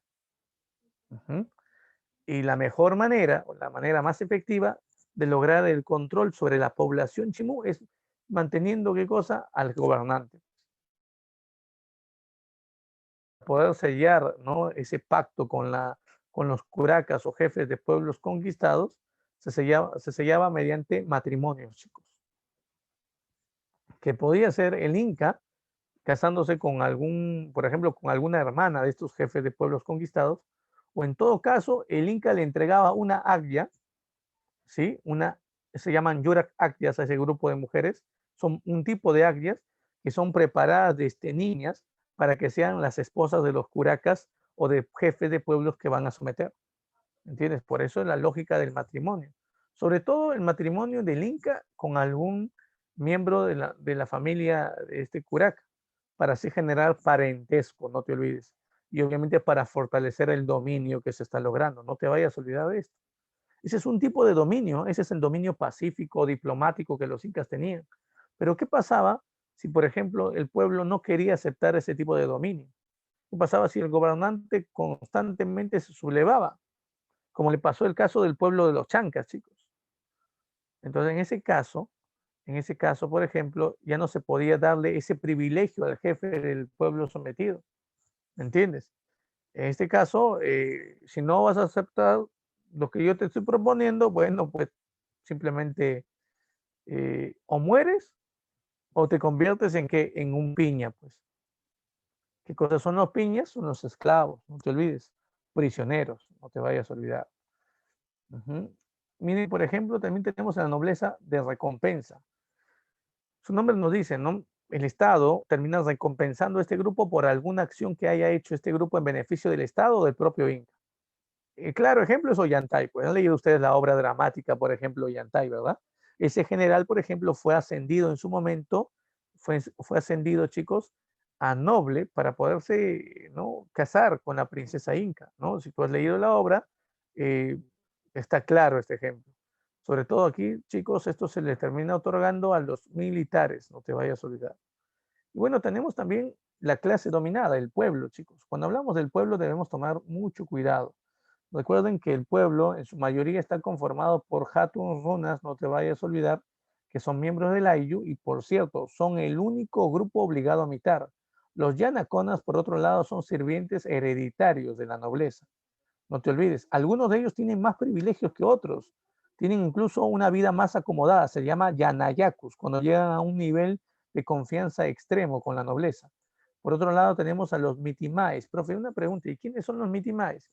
Estos son los que cumplen el control vertical de pisos ecológicos, son colonizadores, es decir, son personas que son obligadas a abandonar su lugar de origen y poblar territorios recientemente conquistados por el Estado.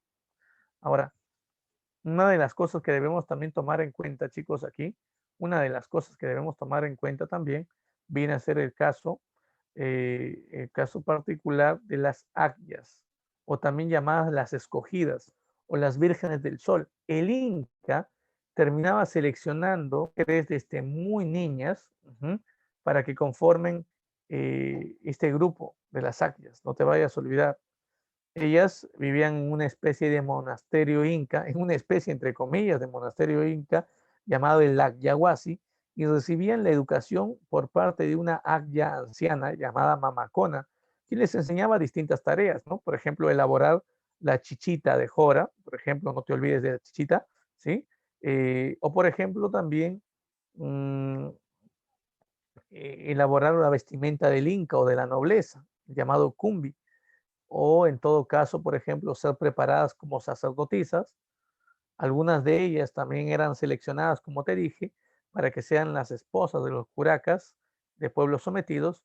O en otro caso, también recuerden, algunas de ellas eran sacrificadas, como le pasó al caso a la momia Juanita, la dama de Ampato. ¿Has escuchado tú alguna vez de la momia Juanita? Es un entierro de una agria ubicada en el Nevado de Ampato, ahí en Arequipa. Muy bien, solo 2 alumnos aquí han escuchado eso. Muy bien. Bueno, Katy, muy bien, Jimena. Chicos, investigar un poquito sobre la momia Juanita. Ah, muy bien, 3, 4. Ah, ya, muy bien, no hablan ustedes. Muy bien, un sí, un no es difícil, muy bien. Ahora, veamos por aquí, las mitaguarmis.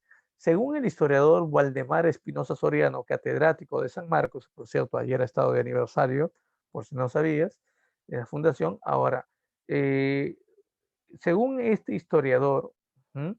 Según este historiador, chicos, hay mujeres que eran, por ejemplo, eh, eran esclavas y eran consideradas así mitaguarmis, eran degradadas socialmente, chicos, ¿ya? Degradadas socialmente, en su mayoría, y eran empleados, por ejemplo, para cultivar la hoja de coca. No te vayas a olvidar de eso. Ujú. Muy bien, sigamos avanzando, muchachos. Ahora vamos con la política inca. Vamos a hablar de la política de la administración. Y quiero que me digas, ¿quién era la máxima autoridad durante el Estado incaico? ¿El Auqui o el Zapac Inca, chicos? A ver, Auqui o Zapac Inca. Muy bien, Jimena, excelente. El Zapac Inca, muy bien.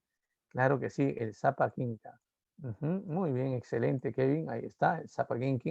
Inca, no te olvides, es la máxima autoridad del Estado, no te lo vayas a olvidar.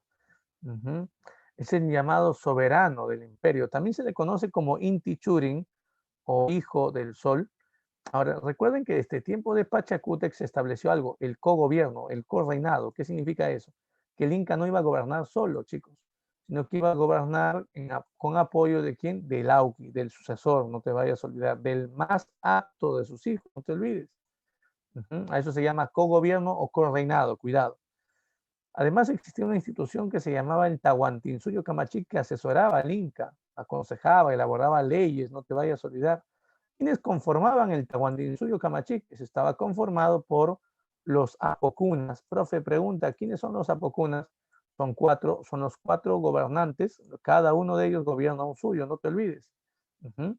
También está conformado por las panacas, o sea, las familias de los incas, no te olvides. Y también el Tahuantinsuyo Camachic, chicos, está conformado por los orejones, no te vayas a olvidar. Ujú.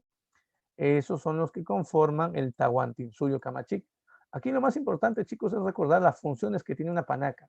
Administrar los bienes del Inca, guardar la memoria del Inca, o sea que no se olviden, históricamente que no se olviden qué hizo el Inca de su familia en vida, qué hechos hizo, ¿no? Qué logros terminó realizando, y cuidar el Malqui, chicos. Recuerden que el Malqui es la momia del Inca, por lo tanto, una de las funciones de la panaca es cuidar el Malqui, no te olvides. Y bueno, por otro lado, también recuerda, es importantísimo tomar en cuenta esto, mire, el Apunchic o el llamado Tocricoc, profe. ¿Quién es el Apunchic? ¿Quién es el Tocricoc, muchachos? El Apunchic o el Tocricoc, no te vayas a olvidar, el Apunchic o el Tocricoc viene a ser el encargado de gobernar un guamaní, gobernar una provincia, no te vayas a olvidar. Sí, el término guamaní significa provincia. Además, debajo en jerarquía del Apunchic o Tocricoc encontramos al Curaca o también llamado Ayuca, el encargado de gobernar, ¿qué cosa? Un ayllu, una comunidad, no te olvides, un pueblo. Ahora, recuerda, debajo del curaca tenemos al purec. Entonces, ¿quién es el purec? Es el que gobierna una familia, es el jefe de una familia, no te olvides. Ahora, ¿cómo sabría el Inca, chicos, si cada uno de estos personajes cumplía o no una función adecuada? A ver, ¿qué es lo que debería existir? Debería existir un supervisor, ¿no? Una autoridad o un funcionario que se encargue de vigilar el cumplimiento, ¿no? de las funciones de cada uno de estos personajes. Muy bien, Jimena, el llamado Tucuy Recuy, no te olvides. El que todo lo ve, el que todo lo oye, no te olvides. Los ojos y oídos del Inca es el fiscalizador. Miren, él se encarga de fiscalizar a estas autoridades y de llevar informe directamente al Inca, no te vayas a olvidar. Es así como se veía, chicos, el sistema de organización político y administrativa de la época incaica. Ahora debemos también tomar en cuenta la evolución histórica. A través del tiempo, chicos, los incas han pasado por 3 etapas históricas, no te olvides. Primero fueron un curacazgo local, un pequeño pueblito en el Cusco que convivía con otros pueblos, es la etapa curacal, sobre todo Manco Cápac y Sinchirroca son los gobernantes incas en ese tiempo. Luego pasó el Estado a formar una confederación, no te vayas a olvidar. Es decir, en esa etapa los incas fueron sometiendo militarmente a los otros pueblos del Cusco hasta dominar la región del Cusco, formando una confederación, no te olvides, bajo su mando. Esta etapa de confederación termina en el momento en el cual Pachacútec asume el gobierno. Pachacútec inicia la etapa imperial, que es la que nos importa en la clase del día de hoy.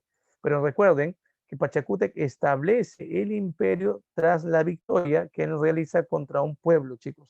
¿A qué pueblo terminó venciendo Pachacútec para dar inicio a la etapa, ¿no?, imperial? A ver, ¿a qué pueblo, muchachos? Muy bien, Jimena, excelente. Claro, claro que sí.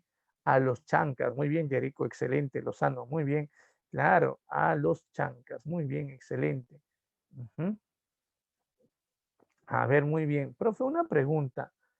Eh, los chancas habían asolado, estaban amenazando invadir el Cusco en el tiempo del gobierno de Pachacútec, el padre de, disculpen, en el tiempo de Huiracocha, el padre de Pachacútec. Ujú. Eh,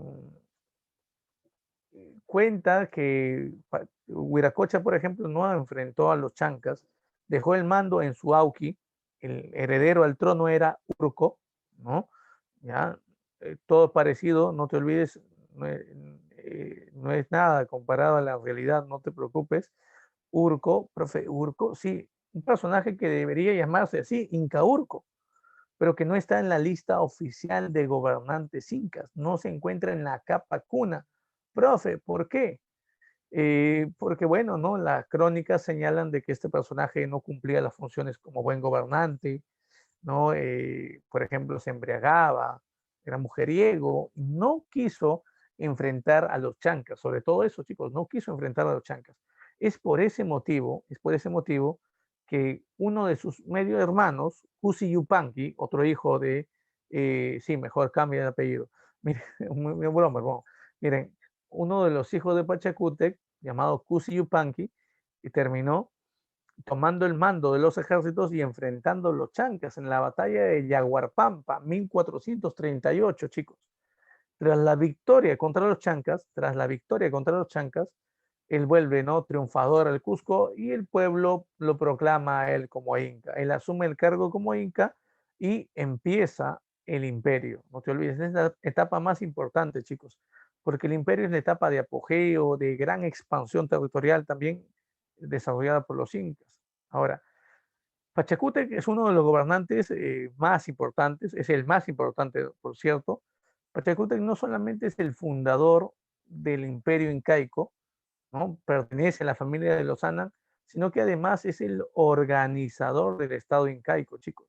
Él establece, por ejemplo, el sistema del cogobierno, correinado Inca Auqui, establece el sistema de los Tucuy el sistema de la Mita, termina creando, por ejemplo, el sistema también, no te olvides, el sistema de mensajería, el sistema de los chasquis, ¿no? Él termina, por ejemplo, también durante su gobierno ordenando la construcción del Quishuarcancha, el templo a Huiracocha, del Coricancha, el templo, por ejemplo, al Inti, la construcción de Sacsayhuamán, por ejemplo, una construcción muy importante, sobre todo relacionada al culto al dios Illapa, no te olvides, al dios del rayo, así como también, chicos, divide el imperio en 4 suyos, no te vayas a olvidar, Chinchaysuyo, Collasuyo, Contisuyo y Antisuyo, importante tomar en cuenta esto, y también él impuso como lengua oficial en su imperio, chicos, el runa simi, no te olvides, o el quechua, pues, no te olvides. Durante su imperio él establece como lengua oficial el runa simi o el quechua. Ahora, por otro lado, debemos también tomar en cuenta, chicos, que él establece el culto al Inti, no te vayas a olvidar, el culto al Inti, sí, el culto al Inti, chicos, como único, como principal Dios, no como único Dios, como el principal de los dioses. Además, recuerda, durante su gobierno, mientras él estaba reinando, su auqui, Tupac Yupanqui, por ejemplo, realiza la conquista del reino Chimú, que es el más significativo, eso lo vimos la semana pasada. Ahora, hablando ya de su hijo, chicos, Tupac Inca Yupanqui, a este personaje, mira por aquí está, ahí está, se le da el nombre de el Inca Conquistador. La pregunta es, ¿por qué se le denomina así? ¿Por qué el nombre de Inca Conquistador, muchachos? Porque durante su gobierno, quiero que veas esta imagen, durante su gobierno se conquista la mayor cantidad de territorios incaicos. Miren, la imagen de arriba es Pachacútec y la imagen que está en la parte inferior, chicos, quiero que observen los territorios de color rojo, bueno, de color naranja, representan los territorios conquistados por los incas. Los territorios, por ejemplo, de color guinda representan los territorios que conquistó Tupac Yupanqui mientras estaba reinando Pachacútec. Pero quiero que veas la zona de color verde, que representan los territorios que conquistó Tupac Yupanqui mientras fue Inca. O sea que mientras fue Auqui y mientras fue Inca, conquistó una gran cantidad de territorios. Incluso logró la máxima expansión por el sur del imperio, miren, logrando la conquista hasta el río Maule. Lo único que le faltó es esto. Lo único que le faltó es conquistar esta zona de color amarillo, la región de Pastos en Colombia, no te olvides. Ese territorio llamado Pastos, ubicado en Colombia, chicos, este territorio Pastos, ubicado en Colombia, eso lo va a conquistar el hijo de Tupac Yupanqui, Huayna Cápac, y con eso se lograría la máxima expansión imperial. Pero la máxima expansión por el sur del imperio lo logra Tupac Yupanqui. Ahora, ¿qué pueblos conquista? Por ejemplo, en la zona de Argentina, conquista, por ejemplo, a los cuyos, a los huarpes, a los diaguitas, ¿no? En la zona de Tucumán, Argentina, terminó siendo totalmente conquistado. En Chile, en territorio chileno, por ejemplo, conquista a los mapuches. Y bueno, termina conquistando los reinos aymaras también. Hay que señalar eso. Ahora, por ejemplo, es importante también decirles, muchachos, es importante decirles que durante su gobierno se conquista a los chincha, incluso se conquista la zona al norte de Tumbes, todo lo que es Ecuador, el territorio de Quito incluso, termina siendo conquistado durante el gobierno de Tupac Yupanqui. Ahora, también muchos se lo llaman el Inca navegante. Cuentan de que este personaje navegó por el Océano Pacífico, llegó a la Oceanía y volvió, ¿no?, de la Oceanía después de un tiempo, trayendo el resto de ballena y todo lo demás. Hay un cronista que habla de esto, chicos. Se llama Miguel Cabello de Balboa. La Odisea Antártica se llama su crónica y cuenta esto, ¿no?, sobre el Inca navegante. Resalta bastante el papel de Tupac Yupanqui en ese aspecto. Ahí está. Durante su gobierno se fundaría una ciudad muy importante cerca a lo que actualmente viene a ser Quito, chicos, la ciudad de Tumibamba. La ciudad de Tumibamba, no te olvides. Ahora, el siguiente gobernante, Huayna Cápac, es también importante. Profe, una pregunta, ¿y por qué? Porque durante su gobierno, chicos, durante su gobierno, el Estado Inca lograría esto, la máxima expansión, no te olvides. Claro, al llegar a conquistar la región de Pastos hasta el río Ancasmayo, Colombia. Y recuerde que también él estableció como segunda capital de su imperio a la ciudad de Tumibamba, no te olvides, Tumibamba. Recuerda por otro lado que también él recibe noticias sobre la llegada de los españoles, no te vayas a olvidar, sí, al territorio incaico. Él recibe las primeras noticias sobre la llegada de los españoles. Y él no llega a tener contacto directo con los españoles debido a que muere, justamente muere de una enfermedad traída por los españoles, la viruela. Al poco tiempo de morir él con la viruela, también muere su hijo, el heredero del trono, Ninan Coyuchi. Recuerda que los españoles traen aquí su cultura, sus conocimientos, ¿no? Pero también sus enfermedades, no te vayas a olvidar. Y eso es importante y te lo voy a mencionar ahora, chicos. La viruela, sarampión, por ejemplo, terminan siendo traídas por los españoles y eso genera en un corto tiempo la muerte de muchos.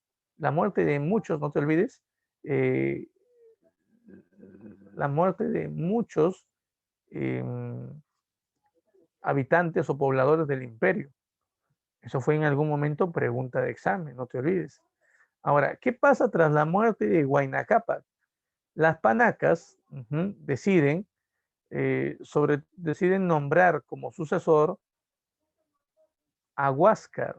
Ahora, aquí hay un problema, chicos, porque cuando Huáscar asume el cargo como inca, Huáscar ya no pertenecía a la dinastía de los Anan Cusco, ya no pertenecía a este grupo, chicos, que estaba conformado principalmente por militares.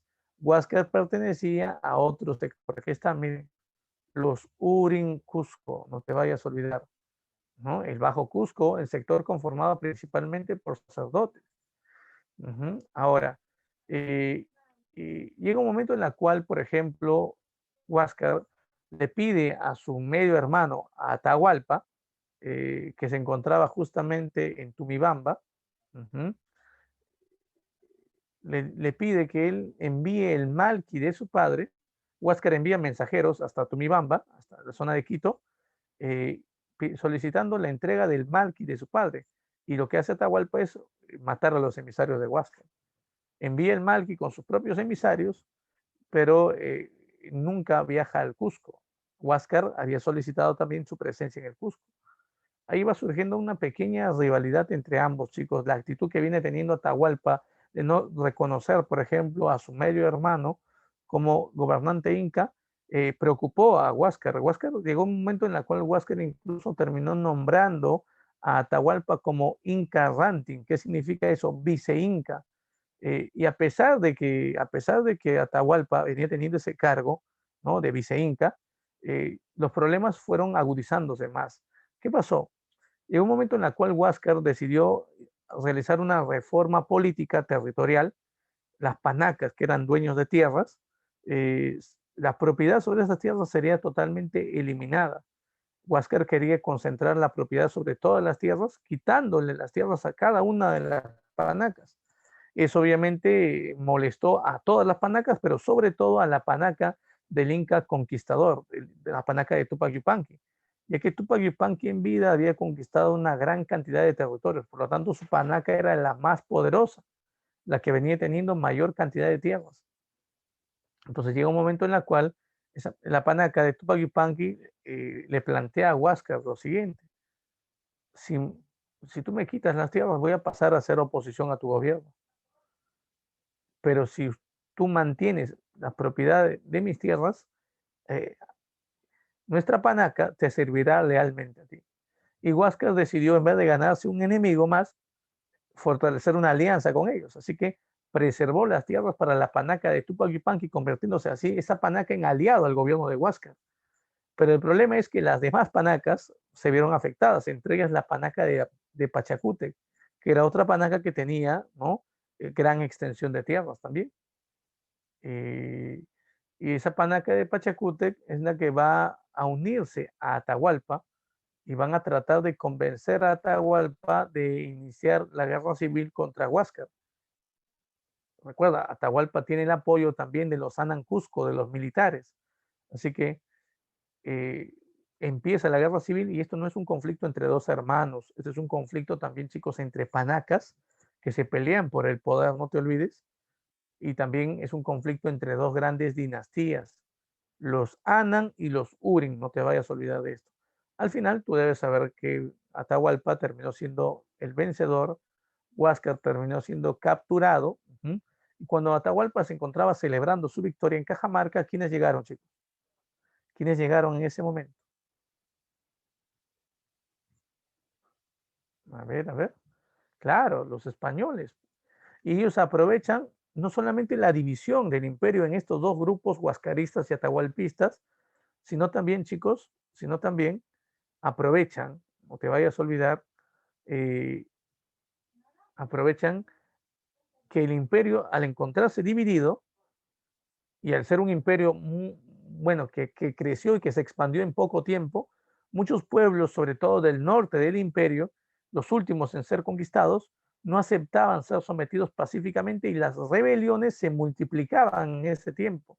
Ellos aprovechan esto y se terminan aliando a estos pueblos rebeldes del estado inca, y logran acabar con el imperio. Así es. Entonces no te vayas a olvidar de esto, muchachos.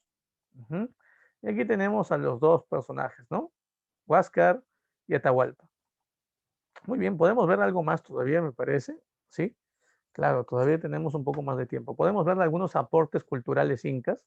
Por ejemplo, uno de los aportes más importantes, chicos, es la cerámica. Los incas, por ejemplo, elaboraron esto, los platos incas, ¿no? Miren, base ancha, ¿no?, para el consumo de alimentos, pero también elaboraron esto, chicos, los vasos queros, para el consumo de la chichita de jora, no te vayas a olvidar, ¿sí? Para el consumo de la chichita de jora. Por otro lado, también tenemos el caso del urpo o aríbalo. Pregunta, ¿qué cosa eran los urpos o aríbalos? Eran grandes cántaros, grandes vasijas, miren, con una base, si se dan cuenta, no plana, que era trasladado en la espalda con mantas por las personas. Tiene diseños geométricos. ¿Y para qué se utilizaba, chicos? Para fermentar, para almacenar la chicha de jora, no te olvides. Esa es la cerámica incaica. ¿Cuál de estas cerámicas, chicos, es influencia de Tiahuanaco? Dime, ¿cuál de estas cerámicas viene a ser influencia de Tiahuanaco? Uy, muy lentos, muchachos, ¿ah? Muy lentos. Muy bien, vamos a pasar a otro punto, ya entonces. Obviamente que el quero, chicos, el quero es influencia, obviamente, de Tiahuanaco. Están muy lentos, ¿ah? Muy lentos. Ahora, aunque recuerda que la mayoría de queros en la época inca no se han hecho de cerámicas, no hay, sino de madera, no te olvides, eso es algo muy importante. La mayoría de queros incas que se han encontrado, chicos, están hechos de madera, no te vayas a olvidar. La finalidad es la misma, ¿no? Finalidad religiosa. Cuando hablamos de educación, recuerden que en la época había dos tipos de educación, la educación formal y la educación no formal. La educación formal también llamada educación oficial. Esto es para quién? Destinado para los hijos de la nobleza, no te vayas a olvidar, los varones, sobre todo hijos varones de la nobleza. Ellos terminaban asistiendo a clases, eh, obviamente en un colegio de élite, ¿no? En un centro de estudio de élite, no prohibido decir APU, por favor, muchachos. Estamos hablando aquí de qué? Del Yachayhuasi. No te olvides. Yachayhuasi. El Yachayhuasi es la casa del saber. No confundir con el Agyahuasi. A ver, ¿quién creó el Agyahuasi, chicos? ¿En el gobierno de qué personaje se creó el Agyahuasi? A ver, la casa de las Aglias, ¿te acuerdas o no? Para que se eduquen aquí las mujeres. ¿Quién? ¿Quién creó el Agyahuasi? Pachacútec. Pachacútec, no te olvides. ¿Y en el gobierno de qué personaje se fundó el Yachayhuasi? A ver, Yachayhuasi, la casa del saber, la escuela para la nobleza, donde impartían la educación los amautas, los maestros. Dime, ¿en qué gobierno? Uy, uy, uy. Esto es en el gobierno, chicos, y esto al menos tienes que aprender, ¿no? Inca Roca, no te olvides, en el gobierno de Inca Roca. Muy bien, excelente, Urco, excelente. Ahora, recuerda, por otro lado, cuando hablamos de la educación no formal o no oficial, recuerden que esta educación va a ser destinada para el pueblo. Profe, ¿dónde van a aprender ellos? En sus hogares, en el mismo ayllu. Profe, ¿quiénes le van a enseñar? ¿Van a haber maestros especializados como los amautas que educaban a la nobleza? No, aquí la educación va a ser transmitida principalmente, chicos, de padres a hijos, no te olvides. ¿Eso qué significa? Que si tu padre era, por ejemplo, un ceramista, ¿no? O un artesano, entonces lo más seguro es que tú continúes este oficio por parte de tu padre, ¿no? Si tu padre era agricultor, más seguro que tú también sigas siendo agricultor, no te olvides.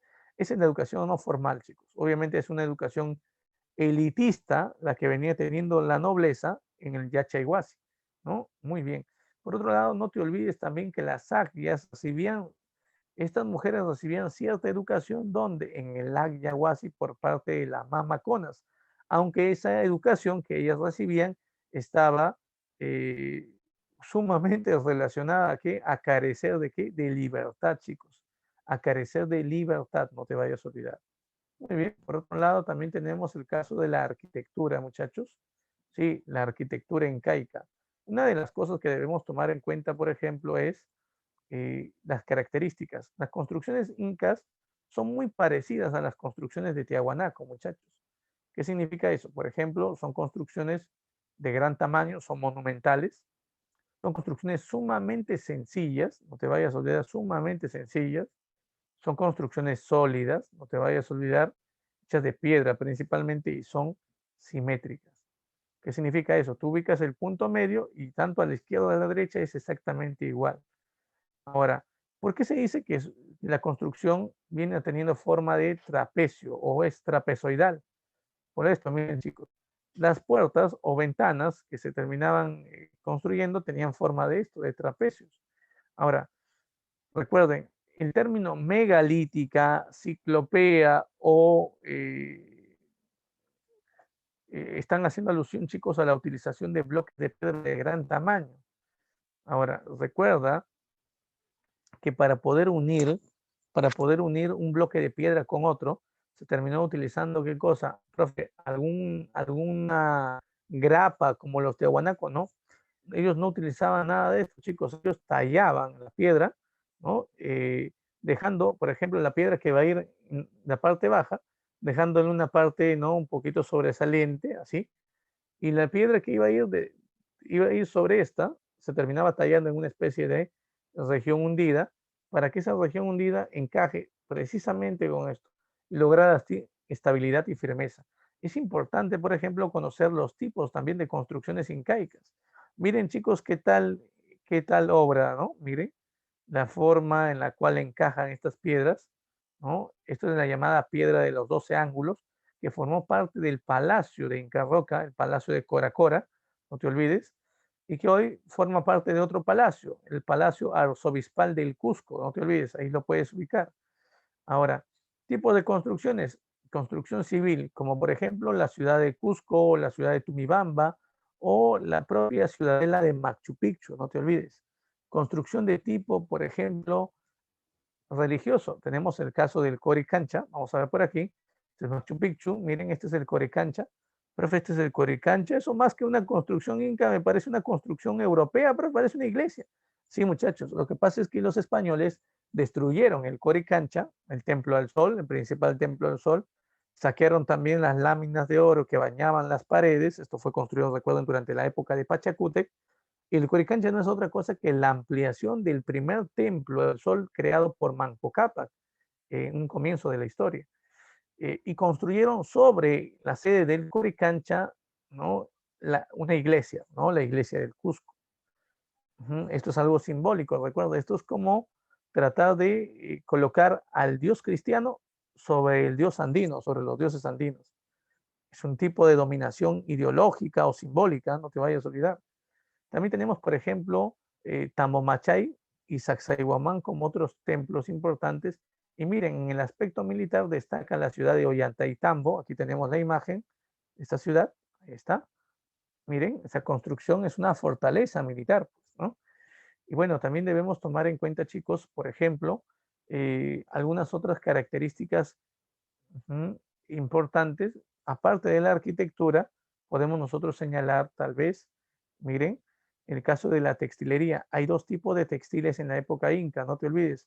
Los textiles utilizados para la nobleza, los llamados cumbi, y los textiles utilizados para el pueblo, no te vayas a olvidar.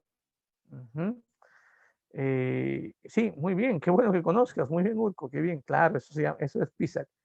Miren por aquí. Cuando hablamos de textilería, recuerden que los textiles, sobre todo para la nobleza, eran producidos en centros llamados agyaguasis, chicos. Las agyas se dedicaban a esto. Elaboraban, por ejemplo, juncos o ponchos muy finos, así como también tapices. Veamos. Tenemos el cumbi, es el textil fino, hecho no obviamente de lana de alpaca, de vicuña para la nobleza, y tenemos también el caso de la vasca, que es el textil simple elaborado principalmente con lana de llama para el pueblo. Así como tenemos la textilería, debemos entender que hay una investigadora que es Victoria Jara, quien plantea que tanto en los mantos o textiles incas como textiles paracas, hay una secuencia en los diseños. Esta secuencia de diseños ella la denomina como tocapus. Según ella, esa secuencia en los diseños nos mostraría qué cosa, una posible escritura incaica. Si se dan cuenta, miren, hay diseños que se van repitiendo, hay una secuencia que podemos ver. Ahora, esa secuencia nos mostraría una posible escritura inca, según ella. No te olvides, a esta posible escritura inca en los textiles la denominó como tocapos. No está demostrado, obviamente, esto. En las matemáticas, los incas también aportaron algunos conocimientos, chicos. Como por ejemplo, ellos crearon tres cosas: el quipu, la yupana y la intihuatana. Miren, el quipu, aquí lo vemos, es un sistema de cuerdas, hemos hablado de esto anteriormente, recuerden, se utilizaban nudos de distintos tamaños y distintos colores para guardar el registro contable, por ejemplo, de cultivos, de número de habitantes, ¿no? De número de tropas, etcétera. Así como también tenemos esto, miren, este elemento importantísimo, chicos. Profe, ¿qué viene a ser esto? Esto es la yupana, chicos, una especie de calculadora incaica. Y también tenemos este reloj solar, el Intihuatana. Muchas ciudades incas, en la parte alta, en la parte superior, se veía esto, una piedra con una especie de manecilla que serviría para poder llevar el cálculo de la hora. ¿Cómo se calculaba esto? Dependiendo, chicos, del ángulo de inclinación de la sombra de esta manecilla. No te vayas a olvidar, solamente servía para calcular el paso de las horas durante el día, durante la noche no, obviamente. Ahora, por eso le llaman reloj solar. Ahora, cuando hablamos de religión inca, recuerden, hay características. En primer lugar, recuerden, la cosmovisión incaica, ellos lo podían entender bajo dos formas. Ellos podían entender, por ejemplo, el paso del tiempo de forma cíclico y no de forma lineal. Ellos consideraban de que habían momentos, por ejemplo, en el tiempo, a través del tiempo, momentos de orden, de tranquilidad o estabilidad y también momentos de caos, de crisis. Y esto era un constante ciclo, ¿no? A través del tiempo. Por otro lado, también, chicos, ellos concebían la división de la pacha o el mundo de esta forma. Miren por aquí. Miren por aquí. Ellos utilizaban un calendario solar, Gianfranco. O sea, igual, ¿no? El tiempo era 12 meses. Muy parecido al calendario actual. Y su cosmovisión, por ejemplo, dividía el mundo en tres partes: el Anam Pacha, el Kai Pacha y el Uku Pacha, chicos. El mundo de arriba, este mundo, y el mundo de abajo. El Anam Pacha era habitado por los dioses, entre comillas, celestiales, ¿verdad? Como el sol, la luna, Koyur, las estrellas, el rayo que es Iyapa, Pariacaca, que es la lluvia. En el Kai Pacha habitaban los seres vivos, el hombre, los animales, las plantas. Y en Luku Pacha, chicos, encontraban los muertos, el Amaru, que es una serpiente, un guardián de este lugar. Y también encontramos aquí a los Malkis, no te olvides, las momias de los gobernantes. Además de una diosa, que es la Pachamama, la madre tierra, no te vayas a olvidar.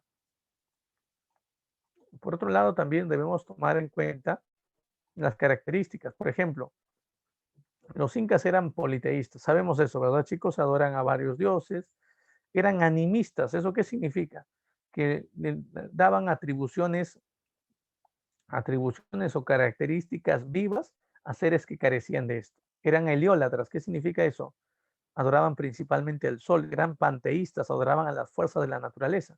Habían varios dioses, chicos. Huiracocha, considerado por ellos como el dios creador, el Inti, la divinidad solar, ¿no? Pachacamac, hemos hablado ya de Pachacamac en su momento, en un comienzo, y Yapa, dios del rayo, llamado Catequil en Cajamarca, curiosamente, para que fue el dios de las lluvias torrenciales. Fue pregunta de examen de admisión esto. Y ahora, hay algunos elementos que debemos asociar sobre esta religión. Por ejemplo, el Malki, que es la momia del gobernante inca, y las pacarinas, chicos. ¿Qué vienen a ser las pacarinas? Las pacarinas son los lugares de origen de los pueblos, así como también las apachetas. ¿Qué pasa si nos preguntan sobre apachetas, muchachos? ¿Qué son las apachetas? A ver, ¿quién me dice eso? ¿Qué vienen a ser las apachetas? A ver, a ver, a ver, a ver. Son lugares sagrados en los caminos, ¿no? Que van siendo señalizados con montículos de piedra superpuestos. Esas son las apachetas. ¿Qué son los seques, por ejemplo? Los seques son líneas imaginarias que unían lugares sagrados. Por ejemplo, en la Pacarina, el Titicaca se unía al Coricancha, el templo del sol, mediante un seque, una línea imaginaria. O el Coricancha se unía al templo de Pachacamac, al santuario de Pachacamac, en Lurín, mediante un seque. Son líneas imaginarias que unían lugares sagrados, no te olvides. ¿Ya? Las conopas, para acabar, las conopas, chicos, se consideran como espíritus sagrados protectores de los alimentos. Muchos lo asocian como hijas de la Pachamama también, no te olvides. Y bueno, muchachos, así es como termina nuestra clase del día de hoy. Muchísimas gracias por la atención, ¿no?, prestada. Bueno, ¿no? ¿Tienen alguna pregunta, alguna duda, ¿no? Antes que me retire, tal vez. Ok, Jimena, gracias a ti. Nos vemos. A la siguiente preguntaré yo, pues. Ahí está. Muy bien, chicos. Entonces, ahí nos quedamos. Que tengan un buen día, una excelente semana. A estudiar bastante, muchachos, y a cuidarse. Hasta luego.